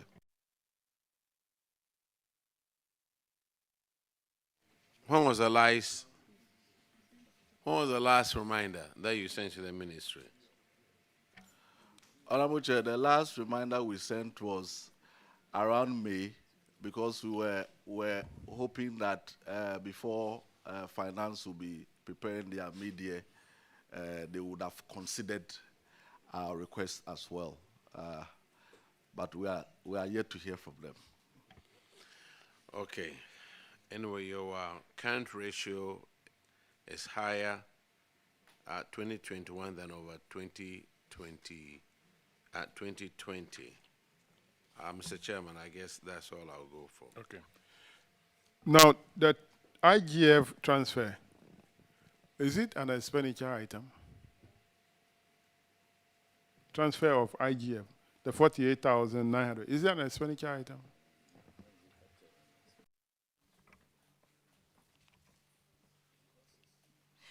Please, it's the 67% that we ought to pay into No, the no, I want to know fund. if that item is an expenditure you made. It is not an expenditure, it's a transfer. It Yes, shouldn't be please. part of your total expenditure. This one, I'll fault the accountant who did the work. Well noted, Honorable Chairman. We'll take that into consideration next time. This thing shouldn't have come here at all. It's not part of your expenditure. It's a transfer you made. In fact, what should come into this account is only your 33 portion that you have as income. Is that must come into this account and your expenses come out of it. You don't treat that one as expense item. No. The account is wrong. Thank you very much. Well noted, Honorable Chairman. Paragraph 1731. Unremitted internal generator fund. You didn't remit 93,075 Ghana cedis. Because when you collected 211,902, you transferred only 48,900. So the balance of 93,075 Ghana cedis did not go to the consolidated fund. The recommendation is that you should remit the outstanding amount to the consolidated fund. Have you done that? Honorable Chair, we have not fully remitted all. We are still doing that. Currently, we've been able to pay 36,000 out of the total amount, and we'll continue to work hard to clear the rest. Auditors, can you confirm the 36,000? Yes, Okay. Honorable Can you confirm that? Honorable Chairman, 36,000 has been refunded into the consolidated account. When was the last time you did a transfer?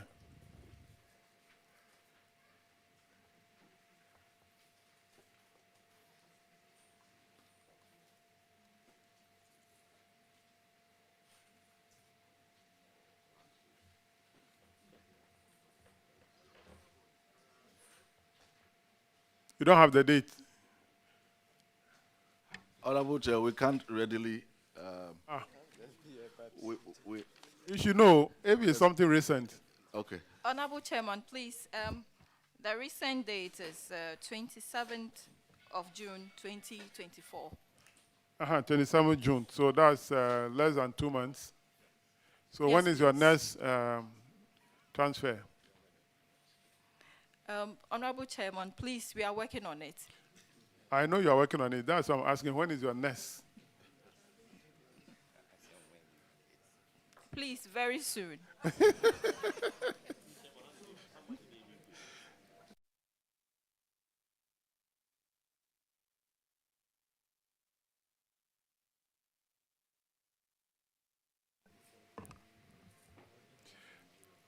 Make sure you transfer the balance by the close of the year. By the close of the year. 5 solid months. Hmm? If you don't do it, the auditors will cite you again.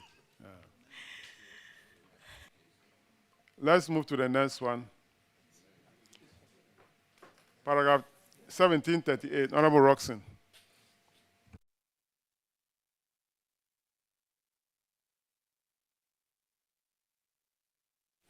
Chairman, thank you very much. The case of the auditors is very simple. It's that some outstanding rents in excess of 642,000 is due. What's the status? Thank you, Honorable Chair. In fact, the first issue had to do with that we had to rectify the figure that was first put out by the auditors when they came for a follow-up. And we agreed that... Did you challenge this during the 30-day window?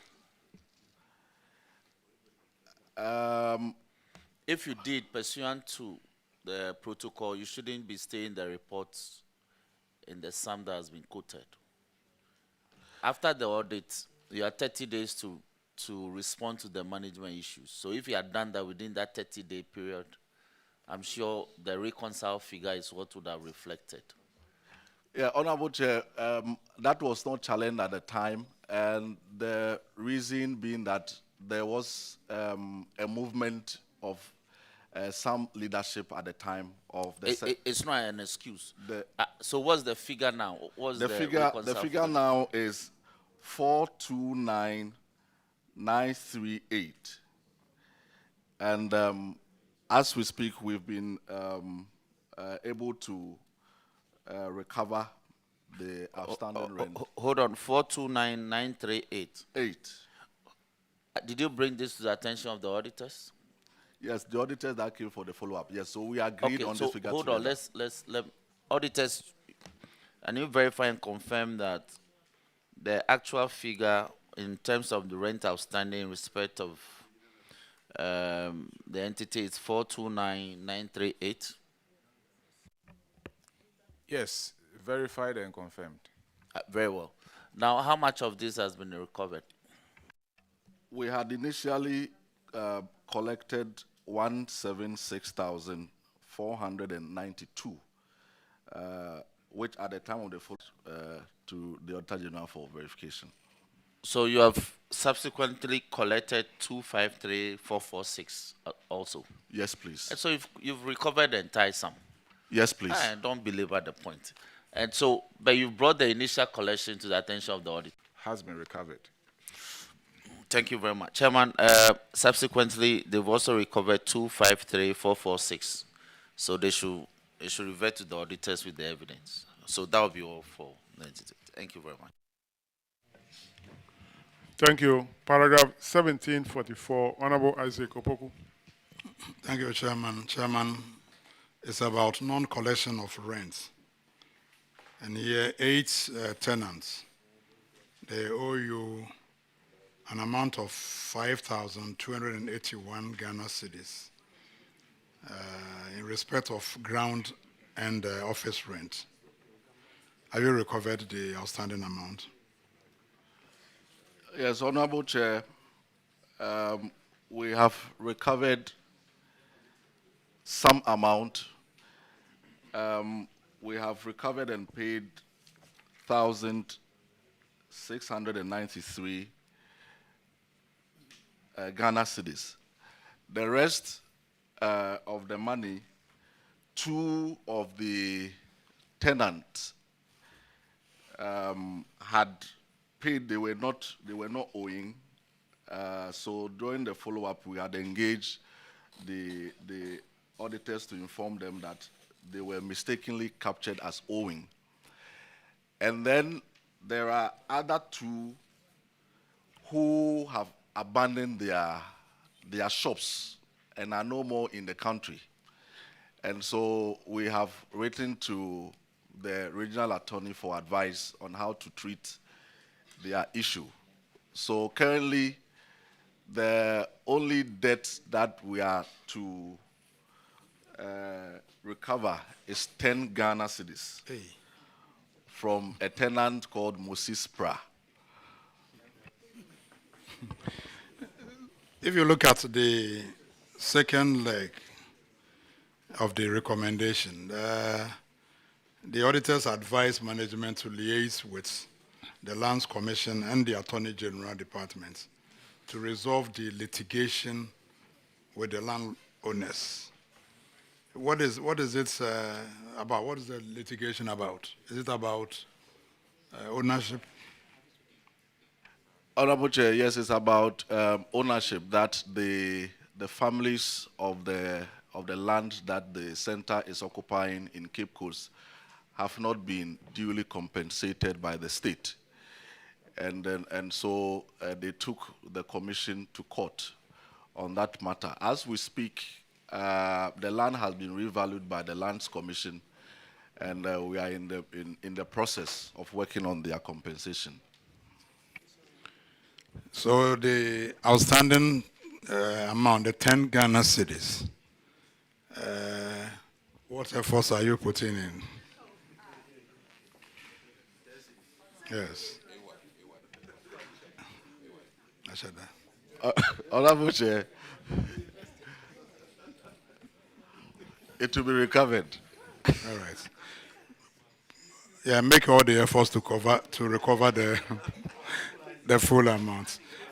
Auditors, are you aware of the efforts they've made so far and the amount they've recovered, the 1,693? Is it before you? Honorable Chair, per our last visit, with the reconciliation that we did with them, we noted that an amount of 4,403 has been recovered, leaving a balance of 878. An amount of 4,403. Leaving a balance of 878. So if they are indicating that it is only 10 CDs that is remaining, then we may have to do a further reconciliation with them. Yeah, indeed. You have to do that because they are saying they have recovered only 1,693. And you are saying they've recovered 4,403. So please reconcile your figures and ensure that every outstanding amount is recovered, including the outstanding 10 Ghana cedis. All right, thank you. The auditors will do the reconciliation. Paragraph 1750, Honorable Apak. Grateful, Mr. Chairman. Loss of rent revenue, 18,298 Ghana cedis.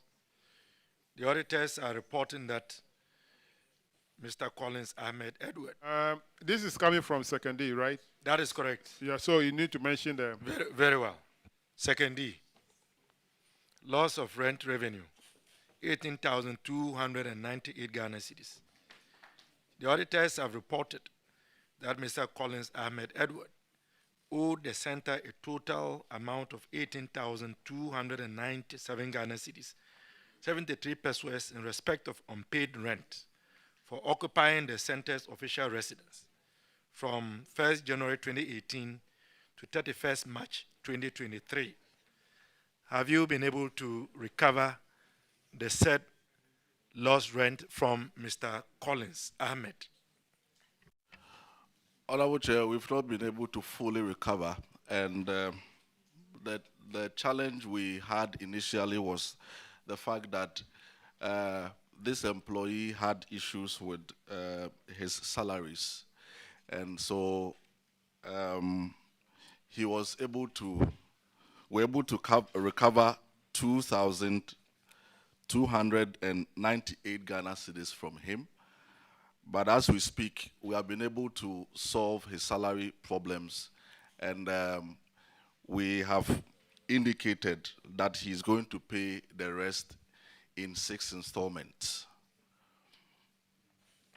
So he has agreed to the payment plan. Yes, Honorable Chair. Very well. Mr. Chairman, Mr. Collins has agreed to a payment plan to defray the outstanding balance, having paid 2,298 Ghana cedis. Mr. Chairman, I yield to you. So how much is in the plan that you'll be paying per each installment? And is it monthly or? Honorable Chair, yes, he is supposed to pay 16,000 in 6 months. In 6 months, okay. Yes. All right, so auditors should monitor this and then report it in their subsequent reports. Paragraph 1754, Honorable Ernest. Thank you, Mr. Chairman. So the issue has to do with uncollected rent for Kumasi. So the auditors noted that 38 tenants owed the center a total amount of 69,089.16 Ghana cedis as at 30th April 2023 in respect of unpaid grounds rent. Can you tell us the status of these uncollected rent? Honorable Chair, we have since been able to recover 22,503.50 pesos from the tenant, and we are still in the process of collecting the rest. However,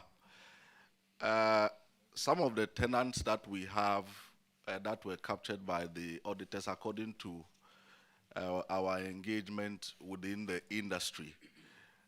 For instance, the Ghana Tourism Authority as a sister agency. The arrangement is that such agencies are not supposed to pay rent.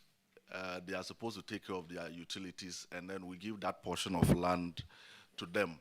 However, we are supposed to record how much that space will cost should we have rented the place to them. So it will be part of our contribution to the support of the operations of Ghana Tourism Authority. And other organizations like the Musicians Union of Ghana and the rest that also operate within our premises. And so that is the difficulty we have with some of the agencies that have been captured by the Auditor General as tenants, that we need to recover some payment from them. However, we are working on recovering the rest. Thank you, Chairman. Can you confirm if Gamro has paid any of its outstanding, because they owed 13,600 and from the statement there hasn't been any payment so far?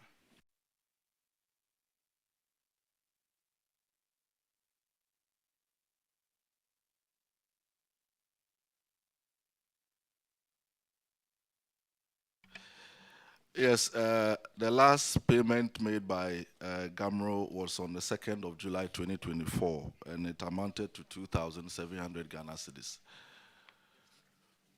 Auditors, can you confirm if they've been able to collect a total amount of 22,503?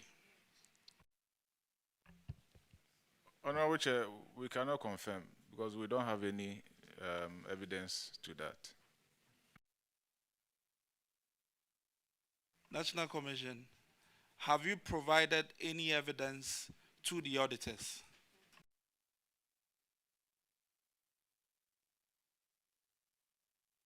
Can you confirm if you provided any evidence to the auditors? Uh, um, Honorable Chair, Honorable Chair, it seems there was a mess-up with our document on that, so we would immediately provide the team a copy right here. We have all the receipts here. Okay, Mr. Chairman, I will yield to you on this. All right, paragraph 1767, Owa Kofi Adams.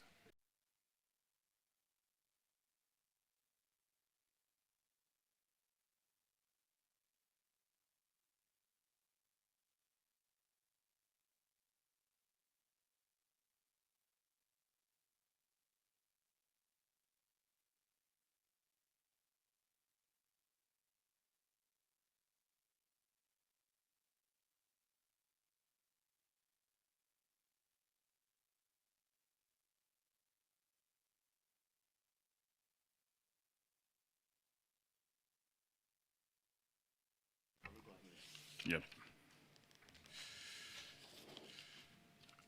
National Theatre. It's not them. Honorable Chair, we are not responsible for National Theatre, please. That's what I was. Sorry, so it means that we are done with the Center for National Culture, as well as the Commission on National Commission on Culture. Now, we are done with you, but when are you paying the 1 million that you borrow from the Ghana Tourism Fund, Tourism Development Fund? Honorable Chair, we add our voice to the voice of the CEO of GTA that we have been pleading with our mother ministry to engage finance to pay, because we had the assurance from finance that the payment for that festival in 2019 would delay, and so our sister agency should support us. So we have been making the effort together to ensure that the money is recovered from finance. Thank you, Honorable Chair. All right, you are discharged. So let's have Ghana Legal Council and Yoko to take the oath.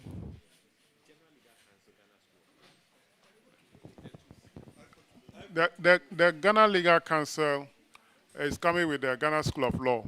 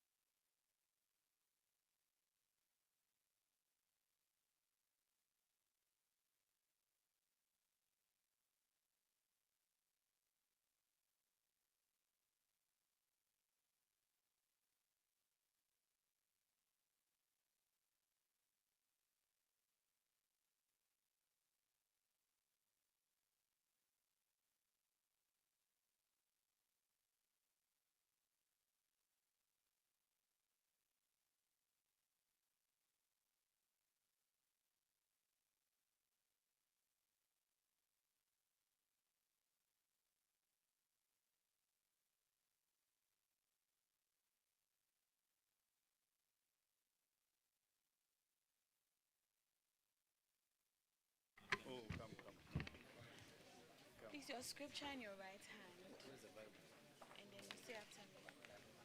One Bible.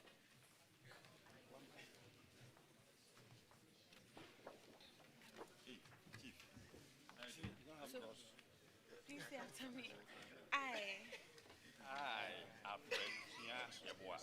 do in the name of the Almighty God swear. Do in the name of the Almighty God swear. That the evidence I shall give before this committee. That the evidence I shall give before this committee. Touching the matter in issue. Touching the matter in issue. Shall be the truth. Shall be the truth. The whole truth. The whole truth. And nothing but the truth. And nothing but the truth. So help me God. So help me God.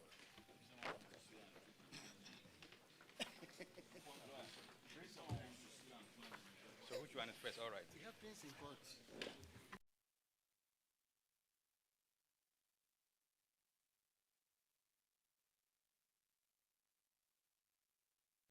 All right, so we are doing General Legal Counsel. That is covering the Ghana Law, School of Law.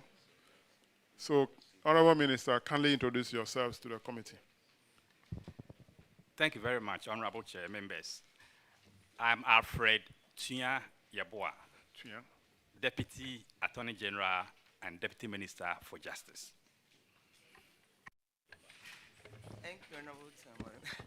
I'm so about to add, I'm Chief Director, Ministry of Justice and Office of Attorney General. Honorable Chairman, I'm Justice Nana Yao Cordial Pong, Director of Law School. Honorable Chair, I'm Juliet Edueji, Registrar, Ghana School of Law. Honorable Chair, I am Yusuf Osman, Acting Chief Accountant, General Legal Counsel. Thank you very much for coming. Honorable Deputy Minister, I want a confirmation if you have received communication from Office of Parliament on all the referrals we have made for prosecution. Yes. You have? We have. Good. What are you doing about We've taken a those giant step. So Okay. the DPP's office is reviewing it, and we intend having a special team to tackle all those matters. Okay. Thank you very much.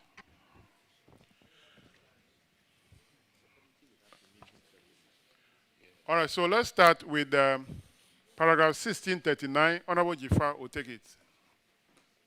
It's under General Legal Counsel.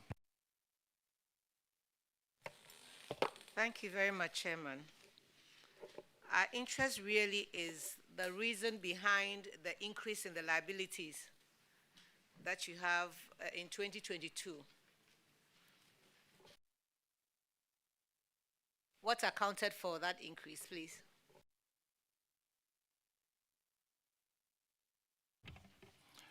Honorable Chair, may I be directed to the specific paragraph? Honorable It's Jifa, not at, which page are you 1639. referring to?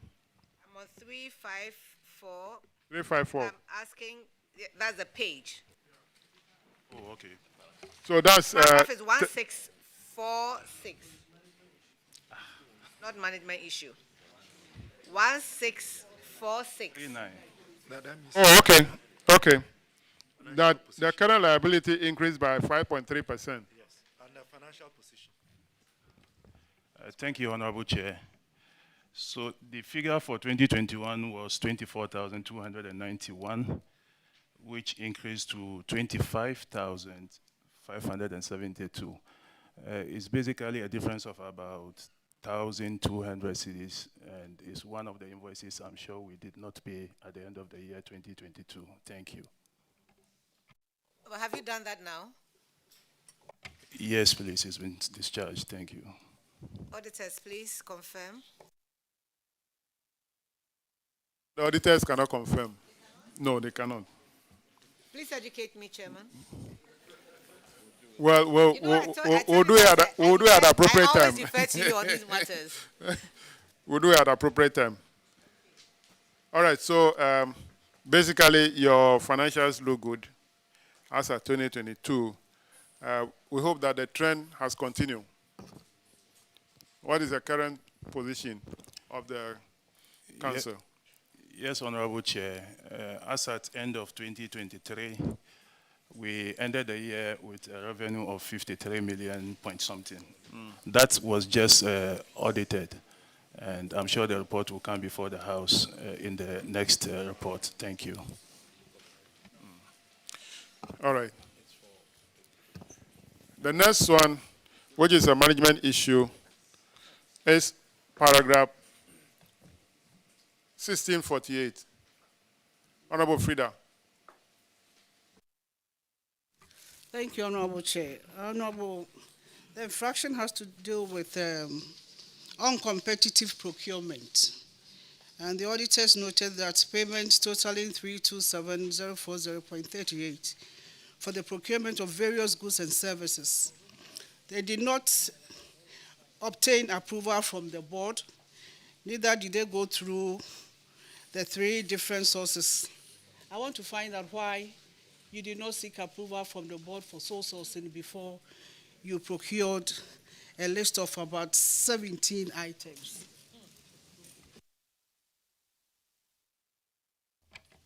Honorable Chair, thank you for this question. We have provided responses to the external auditors, a copy of which was also sent to this committee. Indeed, if you look at the table under which these infractions were listed, many of which were petty transactions which could easily pass under petty cash transaction. Indeed, the suppliers were registered suppliers of the Ghana School of Law. We had regularly engaged them in a number of transactions, at which point we did comply with all the relevant procedures, except that in these instances, those additional invoices were at the time of the audit not attached to those transactions. There was also another leg to this infraction that has to do with hotel accommodation, for which usually academic board meetings, conference marking and those things. Indeed, at the time, we usually would consider the suitability of the venue where that conference marking, for example, would be held. In fact, at some point, if we are going into a hotel and there are some other public institutions or there's a mass activity in that organization in view of the sensitive nature of examinations, we even would opt out of that particular hotel even if the space was available. These are some of the considerations that come usually when we are selecting a venue, a conference venue for this conference marking, and then Board of Legal Education. So these are basically the issues that were listed. The issue is not about the nature of the transaction. We are talking about Ghana School of Law here. So we are talking about the law. The PPA Act says what? What does it say in section PPA Act 2003 at 663? What does it say? If you can help me. Honorable Chair, as I indicated, in view of the amounts involved, we had an alternative to use the PPA's low value form for such transactions. And in fact, we have complied with that, and the auditors can confirm to that. The auditors are these. Auditors, can you confirm what you just said? Honorable Chair, for the low value forms, is for any amount which is less than 5,000. But in this standard, most of them are over 5,000. But yeah, Mr. Chairman, I asked the auditors to confirm because item number 3 is over 10,000. Item number 5 is over 10,000. Item number 7 is over 10,000. Number 8 over 10,000. Number 10 over 10,000. Number 12 over 10,000. Number 13 is 57,000 plus. Number 14 is over 18,000. Number 15 is 92,000 plus. And number 17 is over 10,000. What do you have to say to this? Thank you.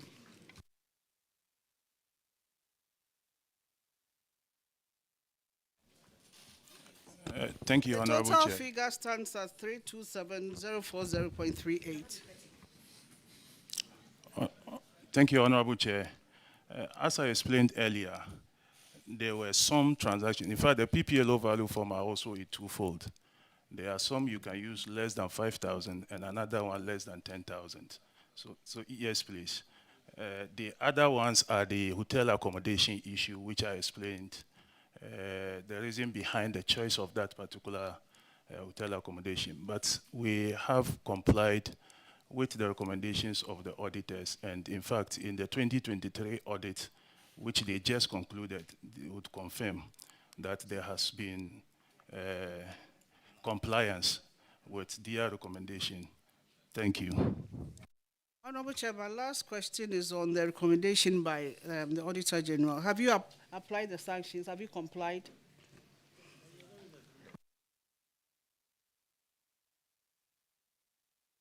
The auditors recommended that sanctions under Section 92 of the Public Procurement Act 2003-663 as amended should be applied to the officers involved, and also recommended that management should always adhere to the provisions in the PPA Act stated above.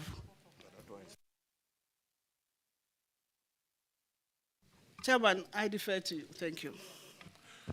Well, they haven't complied with that recommendation. That is why they are here. And I will agree with the Director of Finance in terms of the amount or the amount involved in some of the transactions.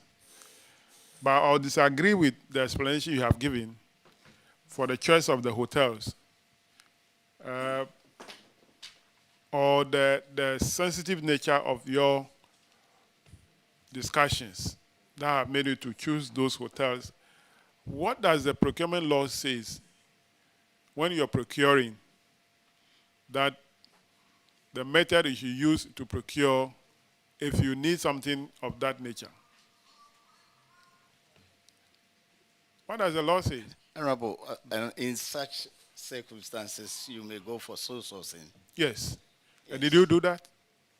Unfortunately, we couldn't at the time. So you're at fault. You have flouted the law. Yes, we will admit. Yes. Unfortunately. You admit because you have flouted the law and you have admitted, so we'll recommend you for prosecution. Well, to err is human, but then on the important thing also is that, in actual fact, I would not call it legacy matter because I don't call it legacy. I don't like it. I don't like it.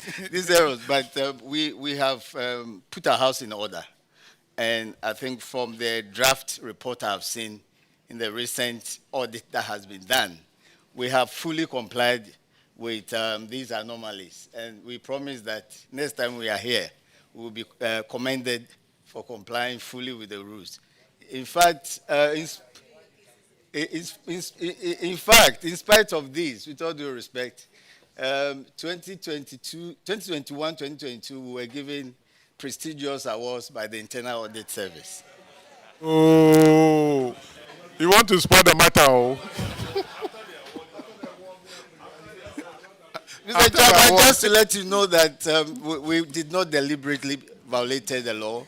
We have actually complied. But you, the lawyer who says that the ignorance of the law is no excuse. Are you not the one who says that?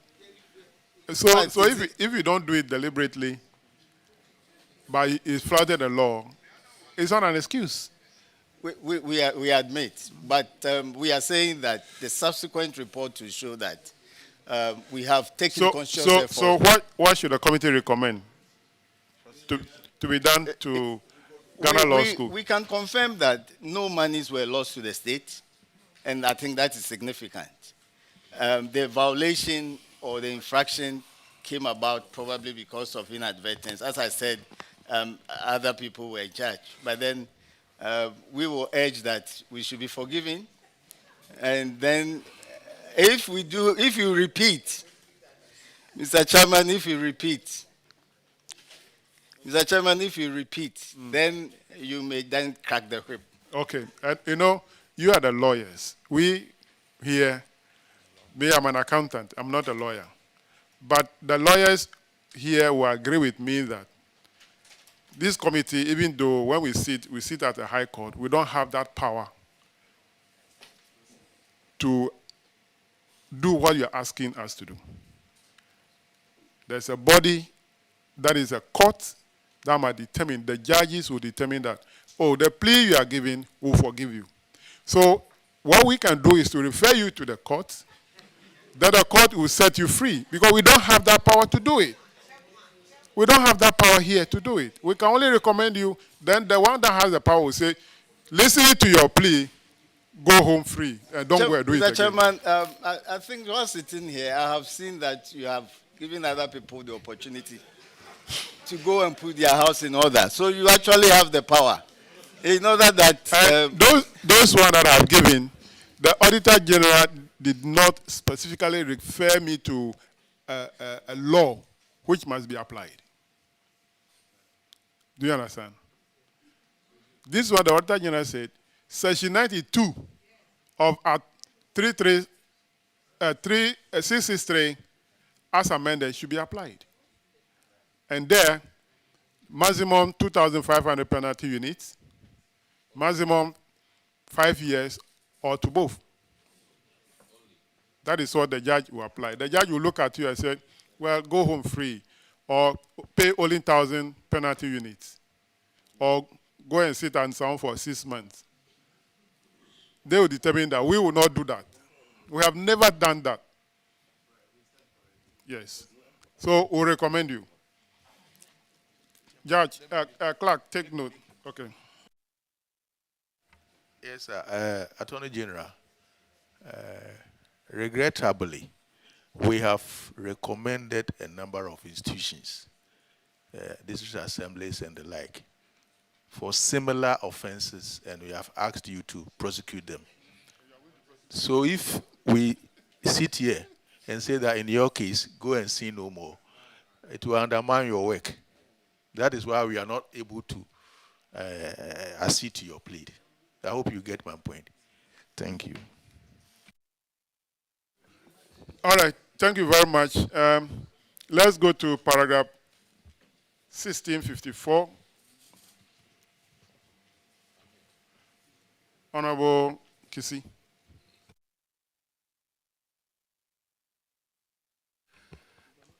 Thank you, Chairman. This has to do with delaying renovation of the Ghana Law School building. And since they are here, they can give us an update if there's been any changes. Thank you. Yes, sir. Honorable Chair, yes, we can confirm that the contractors left the site, they abandoned the site without notice to us.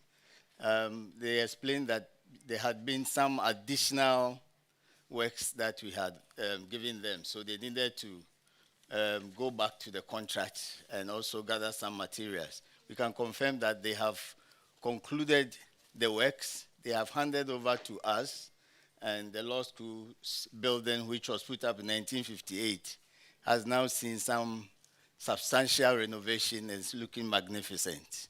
Thank you. Yeah. And has been commissioned. Audit service, can we, re-release, sorry. So audit service, can this be confirmed?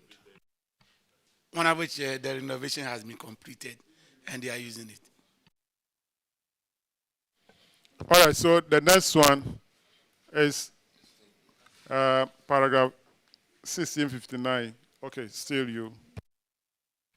Chairman, this has to do with delaying transferring funds to the appropriate account, which is from fees of Ghana Bar Association to amount involved. We're looking at 1.2 million Ghana cedis. What's the update? And there was one key thing the auditors also pointed to, why the use of Access Bank and not the appropriate bank as required by your institution. Thank you, Honorable Chair. Let me start with the Access Bank. So Access Bank is just a collection account that is with Access Bank. So lawyers across Ghana make payment into Access Bank, then that amount is transferred into our holding account at Bank of Ghana. And I can also confirm that the amount has been transferred to our holding account at Bank of Ghana, and we gave evidence of that to the external auditors from the bank statement. Thank you. Okay, so that two things we would need help with. Is it now being done monthly? And auditors, can you verify if the amount has been fully transferred? Honorable Chair, the amount has since been transferred fully. Thank you. Is it quarterly? What was the arrangement? Yes, it's monthly, and it is done without any default. All right, thank you. Paragraph 1666, Honorable Peter Kwachi Aka. Thank you, Chairman. In paragraph 1666, you collected some fees, and contrary to the law, you spent, you disbursed 2,031,742 Ghana cedis directly without first depositing the money into the Bank of Ghana account, which is against the law. So could you please explain why you flouted the law? Thank you.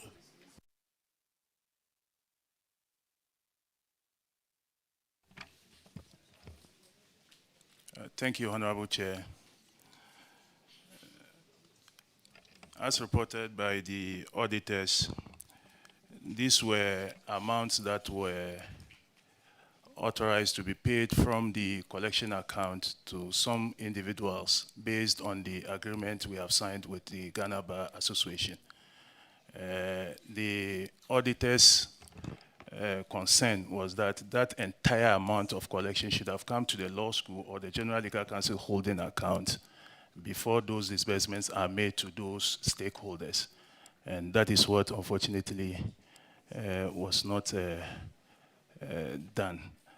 So that is the situation. But since then, this situation has not happened again. The amount is transferred in bulk to our board of holding account at Bank of Ghana, and we then service those stakeholders from it. Thank you. Okay, you made a statement that according to the lawyers, according to the auditors, so does it mean that you don't agree with them? Because the law says that within 24 hours, you have to deposit the money. But you're saying that the auditors said so. Do you agree with them or not? Honorable Chair, I agree with the audit observation, and that's why we have taken steps to ensure that it did not reoccur. Thank you. All right, Chairman, can you please take them on, please?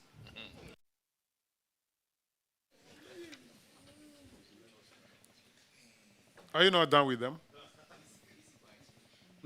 Because they are the lawyers, I feel like you have flouted the law. You have to. The recommendation, what is the recommendation? That's all. So we'll move on. Let's move on to. That's all. Thank you. 1673, which is also on uncompetitive procurement. All the issues are, the rest of the two issues are on uncompetitive procurement. This one, we don't need to debate it. It follow the trend. So. Admittedly, this concerns another agency. Actually, when you go, I'm sure that the judge will set you free, because if you look at the transactions, most of the issues, if you argue well, they will set you free. But not me. Me, I said, if you explain yourself well, they may set you free. They may set you free, but we don't have that power. Mr. Chairman, for the record, this concerns another agency. It's another agency? Yes. Which agency is this one? The independent examination. It is not captured. It's under, you see, all of you are put under General Legal Counsel. That is why. So auditors, take note. The first one, the first 5 you did are actually for Ghana Law School.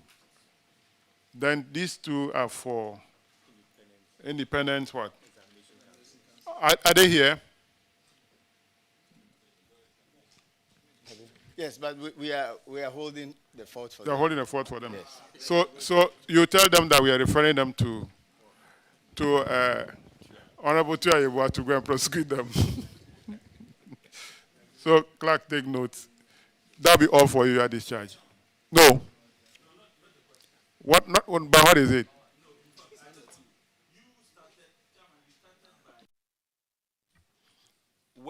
Why the numerous cases referred to the Minister of Justice and Attorney General haven't been prosecuted. Now here is the case, they themselves have been referred for prosecution. Now if they refuse to prosecute the earlier referrals, you think that they will prosecute this? I just want the assurance. I No, want no, the no, assurance. no. The earlier one, they didn't refuse. They needed a communication from Parliament, which he has confirmed now they received that communication. They are preparing the ground now to hit the road. Mister, I'm not even making reference to this year. Last year. Yes, all these that we have done in the past. It was recently before Parliament communicated to them.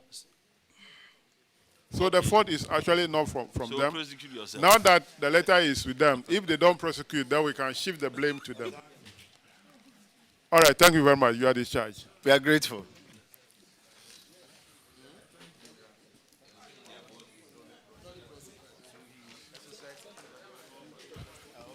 I've sworn in Yoko, so Yoko should come to the table.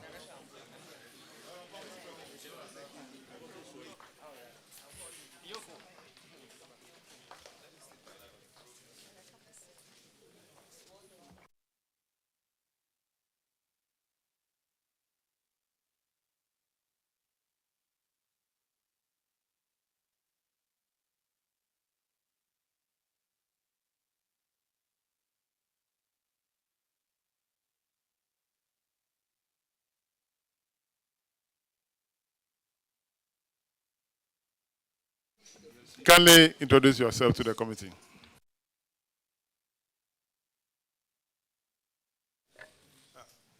Honorable Chair, my name is Abdullah Bashir Dapila, Deputy Executive Director, Yoko, in charge of operations. Thank you. Honorable Chair, good morning.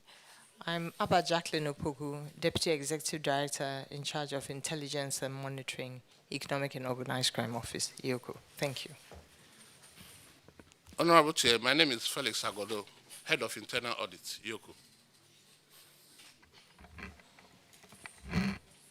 Honorable Chair, my name is William Opoku Amwakun, Director of Finance, Yoko. Thank you very much for coming. Their boss asked permission, so I will not ask about her what about. She asked permission. Honorable Aziz, paragraph 1623. Thank you, Chairman. Yoko, we are looking at your financial performance. You recorded a surplus. That's about 105.7%. But when you look at your current ratio, it's indicated that there is a decline. Though you can still meet your short-term financial obligations. I would like to know what accounted for the decline in your current ratio.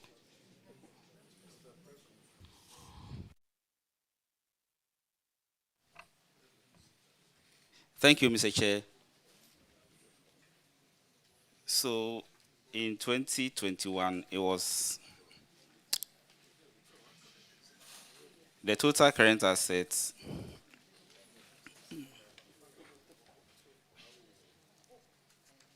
was 2.3 million, and in 2022 it was 1.3 million. So this was largely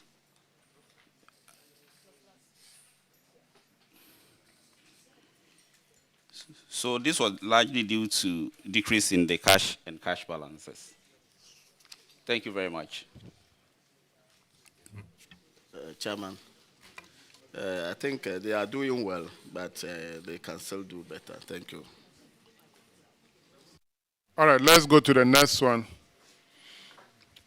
Failure to furnish auditors with a register on non-monetary exhibits for verification. Have you furnished the auditors now with those exhibits? Honorable Chair, thank you very much. Yes, we have provided that information to the auditors. Thank you. Auditors, can you confirm? Honorable Chair, confirmed. That'll be all for Yoko, your discharge. Thank you very much, Chair. We appreciate.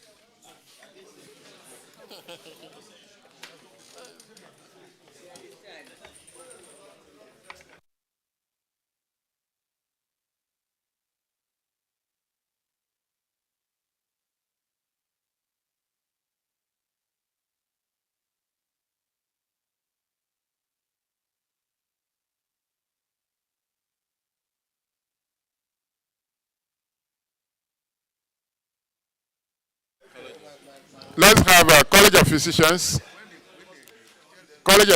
and Surgeons.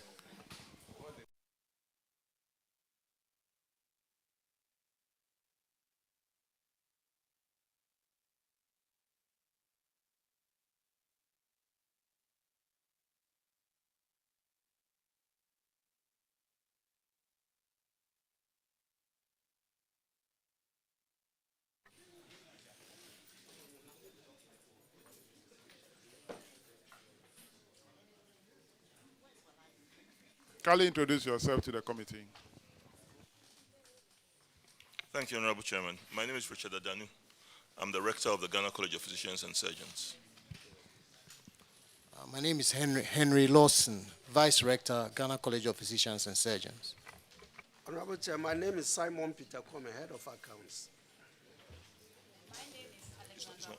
Kindly put on the mic. You can draw it to yourself. Don't stretch yourself. My name is Alexandra Marty, Head of Internal Audit. Thank you very much for coming. You have 3 management issues, starting from paragraph 1187.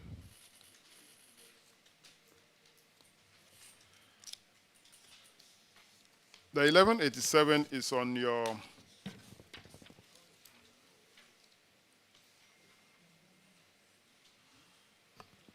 financial performance. Between 2021 and 2022, you've been able to increase your surplus, which is good. Your current ratio is also good. So please keep up. Keep it up, and then at least probably improve more.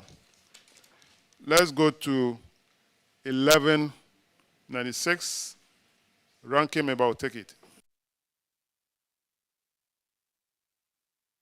It's a direct procurement issues, infraction.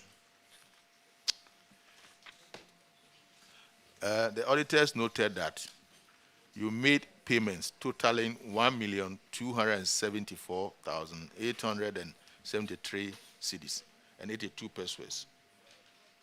You didn't obtain alternative quotations from 3 different sources or approval from the board of the procurement authority to use the single source procurement method. The details are below. The total amount involved is 1,274,000, and it's quite a lot. So, what do you have to say to that? Thank you, Honorable Chair. These procurements, the bulk of them are for things to do with our exams. That's to do with some hotel accommodations, exams, and setting of questions and meetings for the different faculties. Then some are also, for construction work that was done to renovate our hospitality service. And for the hotel accommodations, this infraction is, let me say, this has been a thing that we've been doing, where we get hotels that are around the college for examiners to stay in, or if we take faculty members out of Accra, we get a hotel where they stay in. Totaled, the amount is huge. And what the auditors told us was that there was a need for us to go through the procurement authority to get for the single sourcing. So in response to that, we actually wrote a letter to the procurement authority where we explained this to them and asked for retrospective ratification of these activities, which they granted to us, and asked that going forward this should not happen. And subsequently, the auditors can confirm that we've changed our procedure and this is not happening in this way any longer. Thank you, Mr. Chairman.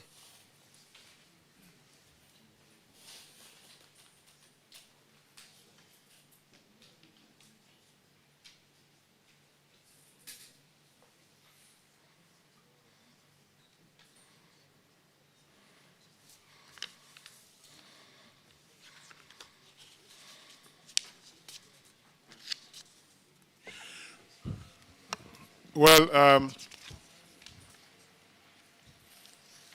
this is similar to Ghana Law School. The only difference here is that you have gone for ratification. Ghana Law School didn't go for ratification. The law made provision for a ratification. So if you have that, have you submitted that to the auditors? Yes, Honorable Chairman, we have. Auditors, can you confirm that? Yes, Honorable Chair, the ratification has been shown to us. All right, let's move to the next one.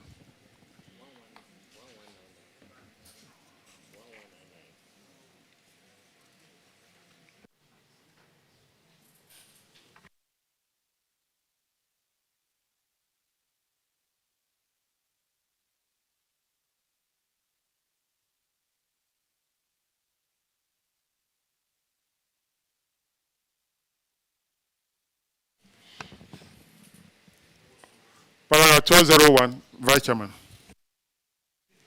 Thank you very much, Mr. Chairman. Now, procurement irregularities.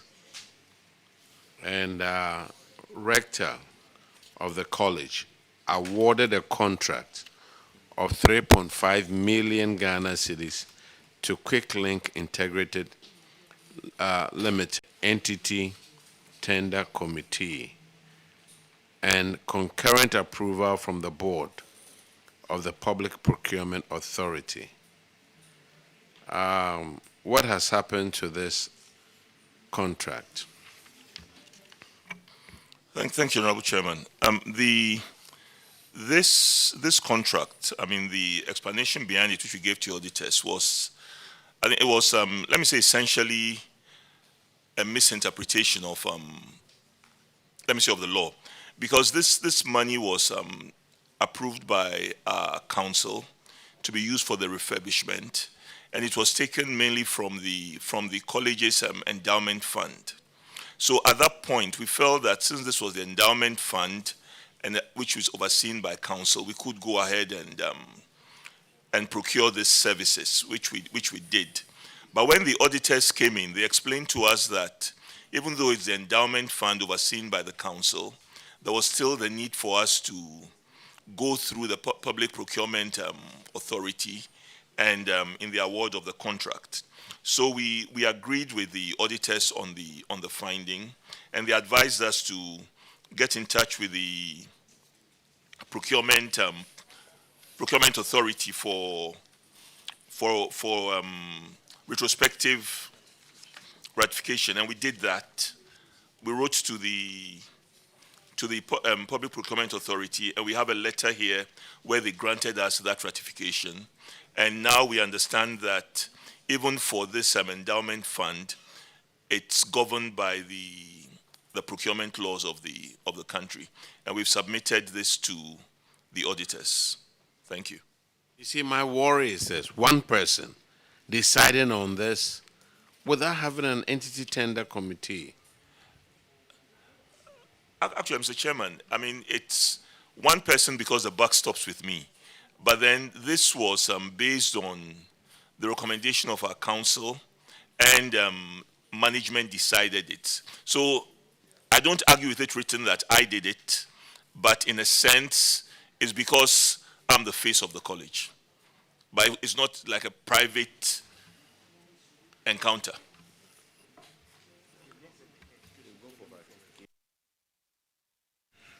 All right, let's move to paragraph 1208. Auditors, before that, can you confirm the ratification? Yes, Honorable Chair. Okay.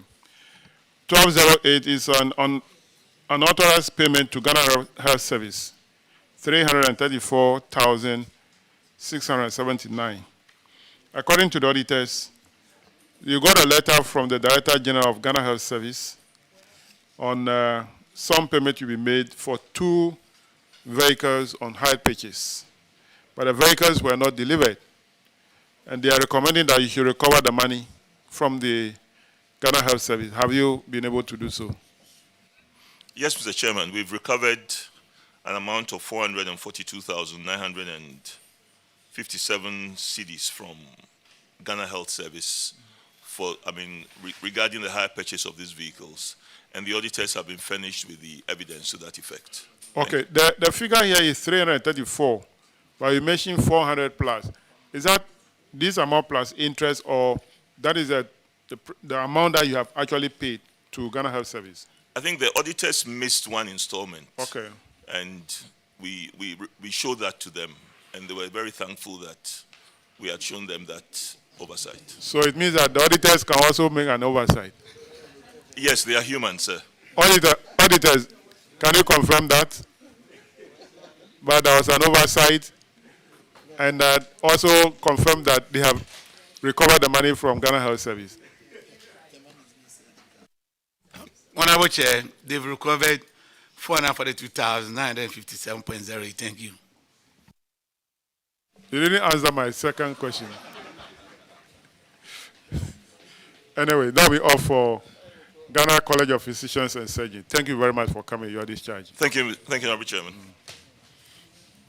Now let's have ICO.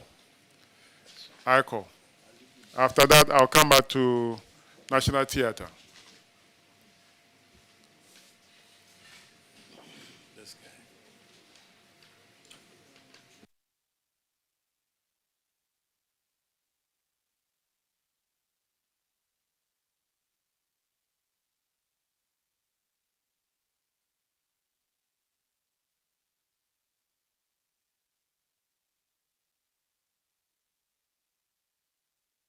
Kindly introduce yourself to the committee. Honorable Chair, good morning, good afternoon. Greetings from Navrongo, from Navropio. I'm Dr. Benedict Bonaventure Legbam, the Managing Director of ICO.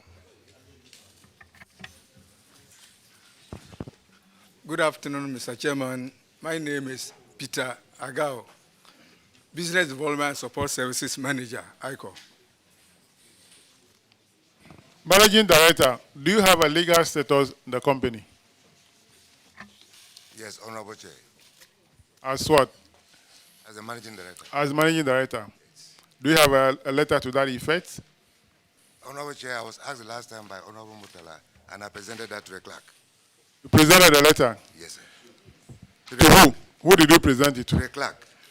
The last time I appeared. You presented it here? Yes. That letter didn't give any clear-cut evidence that you are legally occupying that position. Yes, Honorable Chair, I was asked by Honorable Mutala last time whether I have any documents in that respect. And I responded, I didn't have them here. You still have the letter here? Yes, I went out, got the letters from my car. Yes. And I went to the clerk, and the clerk made copies for the committee. Okay. So that letter, if you can tell us the content, there other people here are not aware. Is it a letter giving you an appointment as a managing director? It's a letter from the board on the resolution that was upheld on the 7th of March 2023 on the post-retirement 2 years. Okay. Confirmed. So you are now on contract? Yes, Honorable Chair. So is the board that gave you the contract? Yes, Honorable Chair. Did you receive any letter from the minister also? Yes, I received. What is the content of that letter? Honorable Chair, the board received a letter from the sector minister. The board received, not you? Not or you received? No, the board received a letter from the sector minister saying that he was giving me 3 months. But the board considered it not right, in the sense that when the resolution was passed on the 27th, it was supposed to be a notice to the sector minister. But then the board chairman by then wrote a recommendation, which was not in the right place. So the board held a meeting and had a revocation of a reply to the sector minister, which the board is writing to explain to the sector minister the status of the company. So the 2 years given to you, when is it ending? 2 years is ending next year, 7th December. 7th December? Yes, sir. So you were born on the 7th December? I was born on the 7th December 1963. That is 63. Yes, Honorable Chair.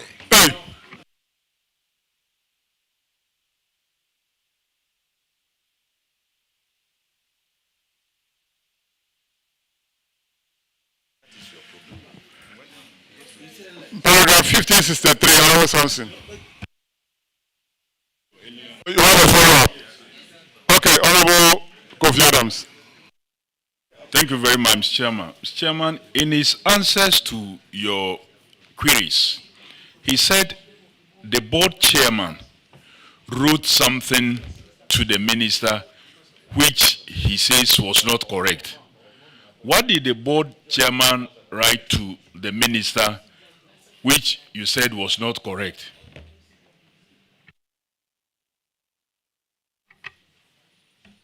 Honorable Chair, I think I would have liked this issue to be referred to the board for responses.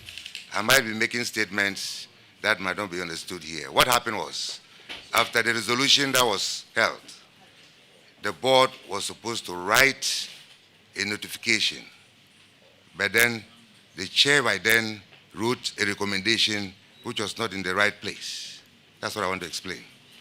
What was the content of the recommendation that the chair of the board wrote, and how did you know was not in the right place? Honorable Chair, what I know about the status of the board, the governing board of ICO, is it is notifying the shareholder and not asking for a recommendation. And I advised, but it was not looked at, and later on, when that reply came, the board wrote back.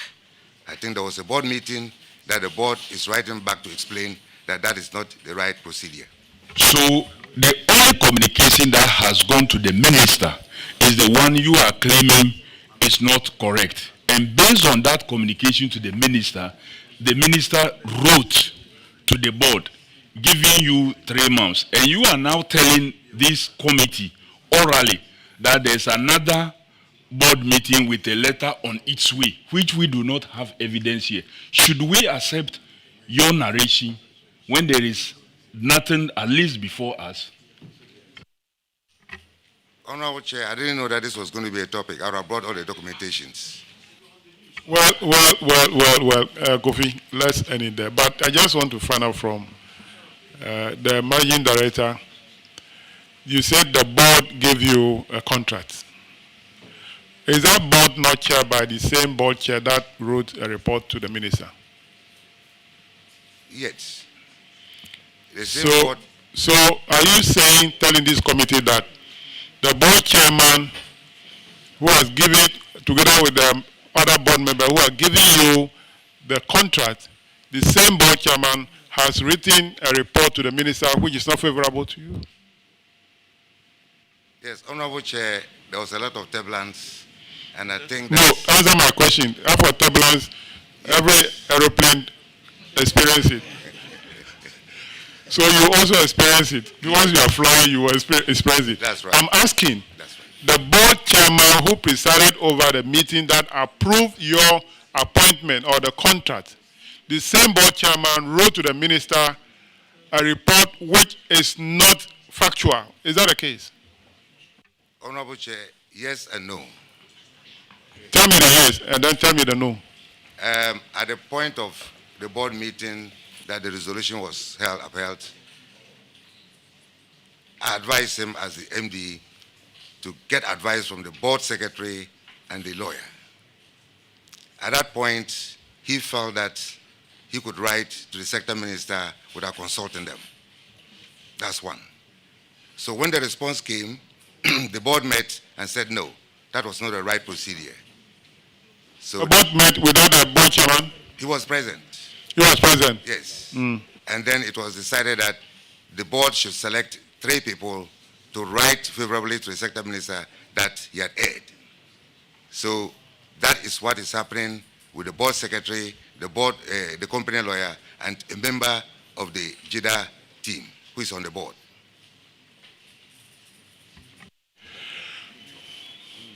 What is there in that company that you don't want to leave? Honorable Chair, I frankly feel that there's nothing in that company. And but still you don't want to leave? No, it's not that I don't want to leave. If I get the exit tomorrow, I will leave. Okay. You say if you get the exit tomorrow, you leave. But they close the door, so you can't leave.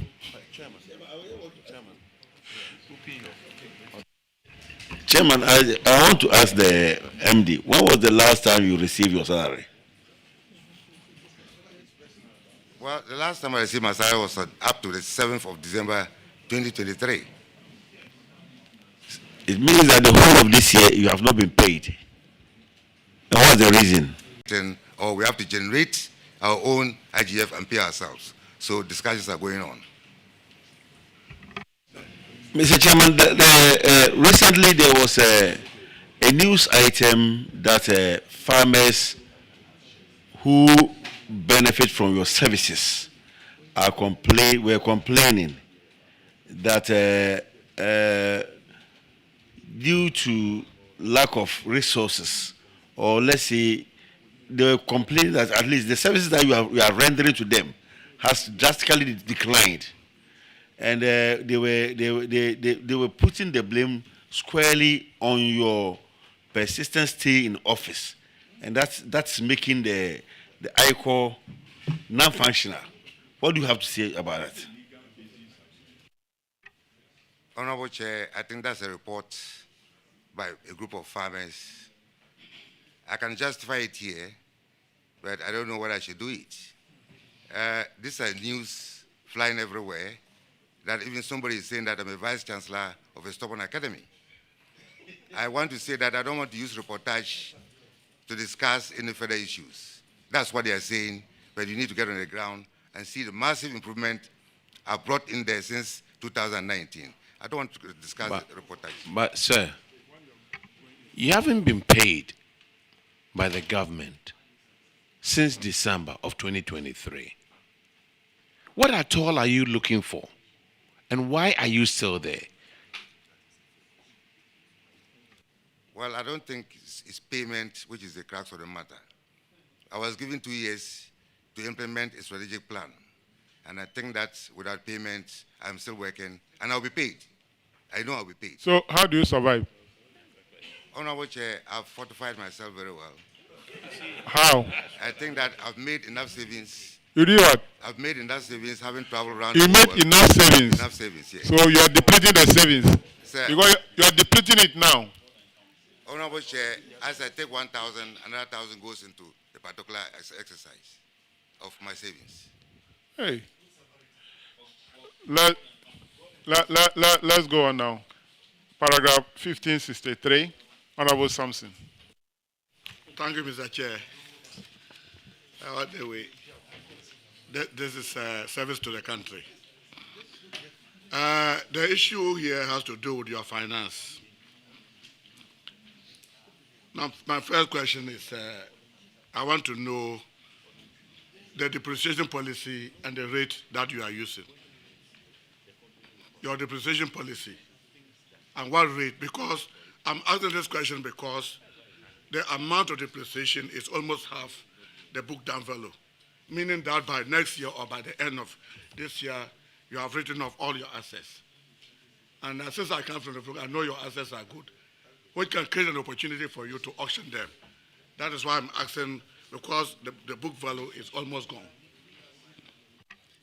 Yeah, thank you, Honorable Chair. I think I'll pass on that to my able finance expert. Yeah, thank you, Mr. Chairman. Our depreciation policy varies depending on the category of assets. For motor vehicle, it's 33.5% a year. The furniture and fittings is 20%. That is our depreciation policy. Thank you very much. I beg you, don't auction the cars when you write off in your books. The second one is your revenue drop, your IGF. Your MD just talked about should come and see the changes, his performance, but the revenue dropped by 50.1%. What brought about that? Yeah, thank you very much, Mr. Chairman. ICO is an irrigation project, meaning that we have 2 seasons. The wet season, that is the rainy season, and then the dry season. Now, year in, year out, we've been having queries from our external auditors on our accounts receivable. And it is because our operations fall within 2 years. For instance, when you have the wet season, that's the rainy season, that begins in May and ends in October. Then the dry season will begin in November and end in the subsequent year, May. So by the end of the accounting year, you have a whole lot of receivables because the farmers would have worked through November to May the subsequent year. So payment to is done from November to May in the subsequent year. So that has been the explanation we've been giving to the auditors.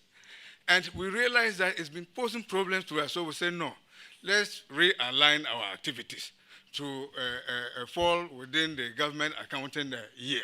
So we consulted our stakeholders, that is SIGA, Ghana, SIGA, State Interest and Governance Authority. We consulted our farmers, that's the WUS, Water Users Association.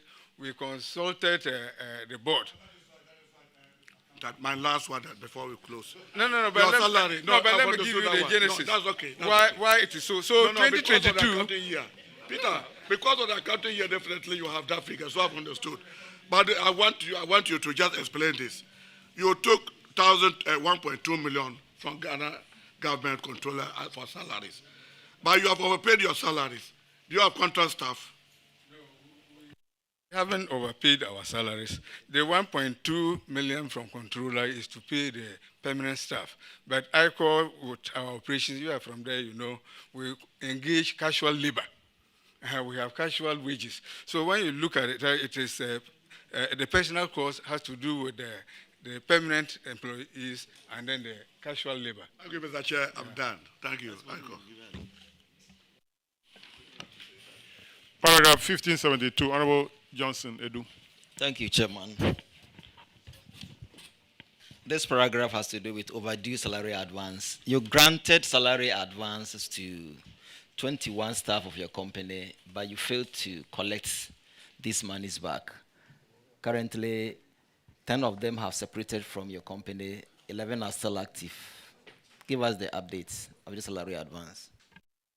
Yeah, thank you, Mr. Chairman. We've been able to recover 18,802.07 out of the 22,000 that was owing, leaving us with a balance of 3,240.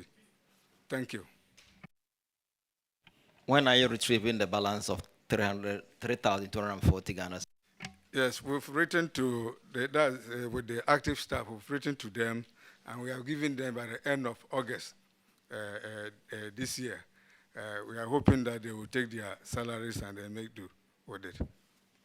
What about the separated staff? They have paid in full. When you look at the statement here with the separated staff, they were due some allowance from us, long and meritorious service award. So we deducted that from that. So that was how we were able to recover it. Chairman, the assurance is that the balance of 3,240 Ghana cedis is going to be paid by the end of the month. Thank you. Can you confirm? Honorable Chair, an amount of 18,822 has been recovered, leaving a balance of 3,240. Chairman, confirm. Thank you. All right. So who is Zem Logo Bright? Zen Logo Bride is one of our extension staff. Okay. And then Mr. Benedict Bonaventure, Doctor Aligaban. That's the MD, right? So Mr. Chairman, yes, you have taken a salary advance of 11,000 Ghana cedis. How did you refund part of it? Because did you refund all the 11,000? Honorable Chair, as we said, I don't owe the company. So you are not being paid salary. You took advance, salary advance. No, I think this was before even I retired and was given the post-retirement contract. Oh, this was before? Before. So as I said, I don't owe the company. You don't owe the company? And I'm fine. But do you receive allowances? Yes, as at when I am doing company business, I have the statutory allowances that I receive, Like, example? like travel allowance, fuel allowance, and all that. Meanwhile, your legal status is not cleared yet, but you are enjoying it. If at the end it is determined that you are not legally qualified to be that, will you refund all those monies? Honorable Chair, I think I am legally cleared. No, I'm saying that if. You said earlier on that there is turbulence. No, the turbulence was earlier. As I said, I think There is no turbulence again. There's no turbulence with me. Turbulence is with people who need to catch up with enough knowledge to understand why I'm still sitting there.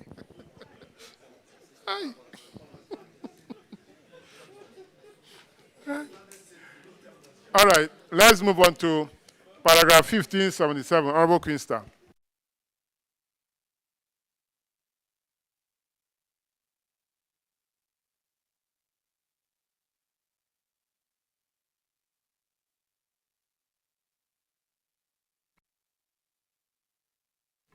Thank you, Chairman.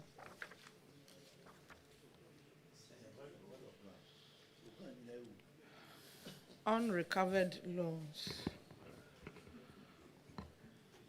worth 21,341. It was noted that the company granted loans totaling 30,850 to 19 staff to purchase motorbikes between 15 December 2008 and 16 March 2017. 11 of the 19 were separated from the company at the time.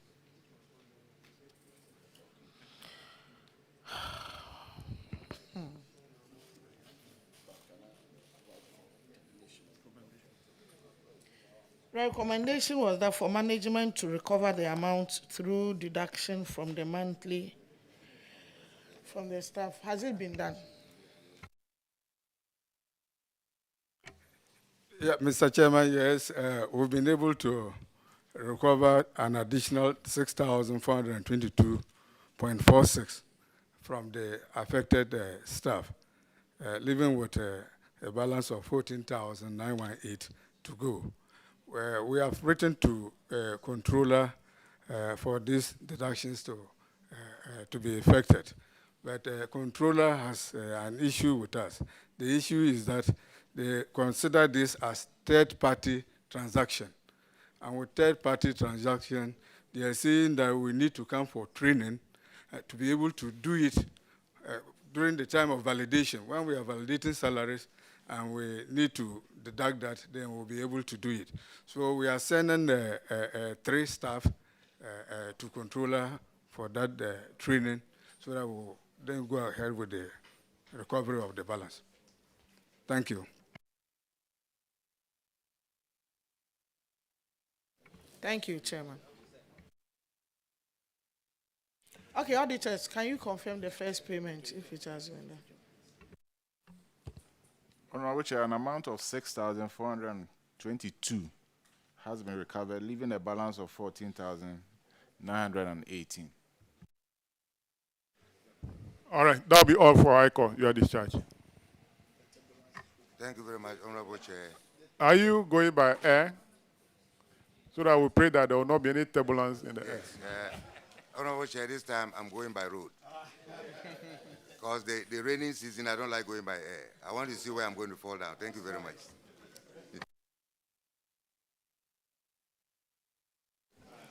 National Theatre.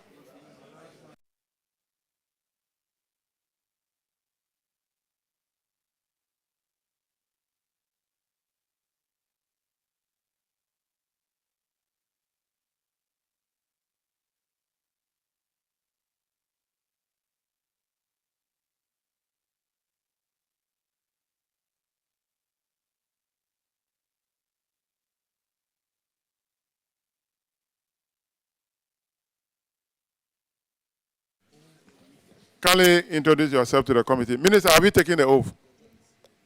Not yet. Okay, so clerk, kindly administer the oath.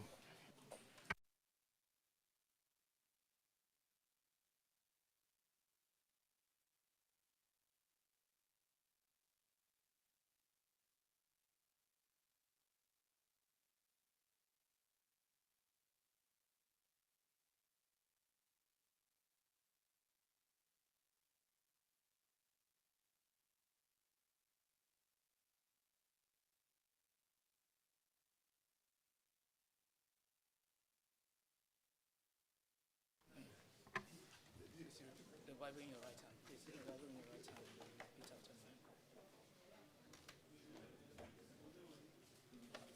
I, Amy Apia from home, Do in the name of the Almighty God swear do in the name of the Almighty God swear that the evidence I shall give before this committee that the evidence I shall give before this committee touching the matter in issue touching the matter in issue shall be the truth, shall be the truth, the whole truth, the whole truth, and nothing but the truth. and nothing but the truth. So help me God. So help me God.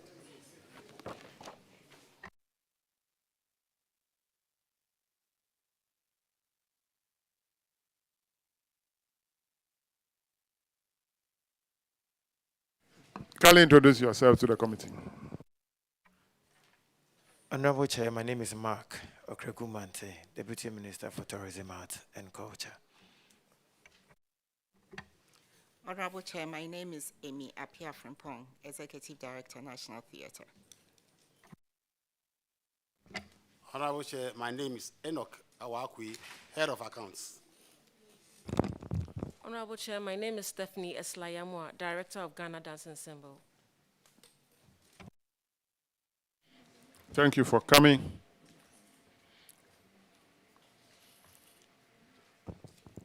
Your first infraction, paragraph 1767, is actually on your financial performance. And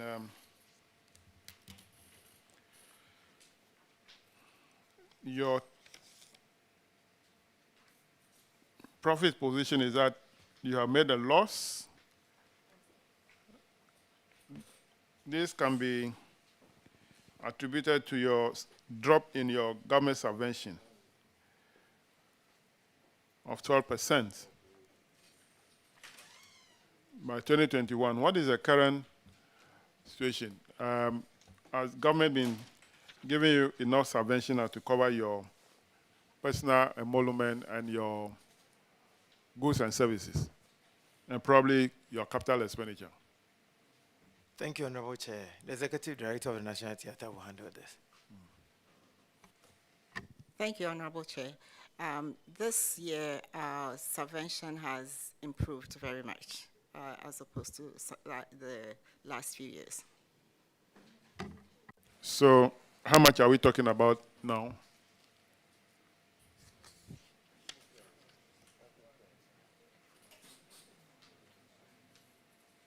Honorable Chair, I don't have the figures, but what has been happening the last couple of years is we don't get a subvention for every quarter.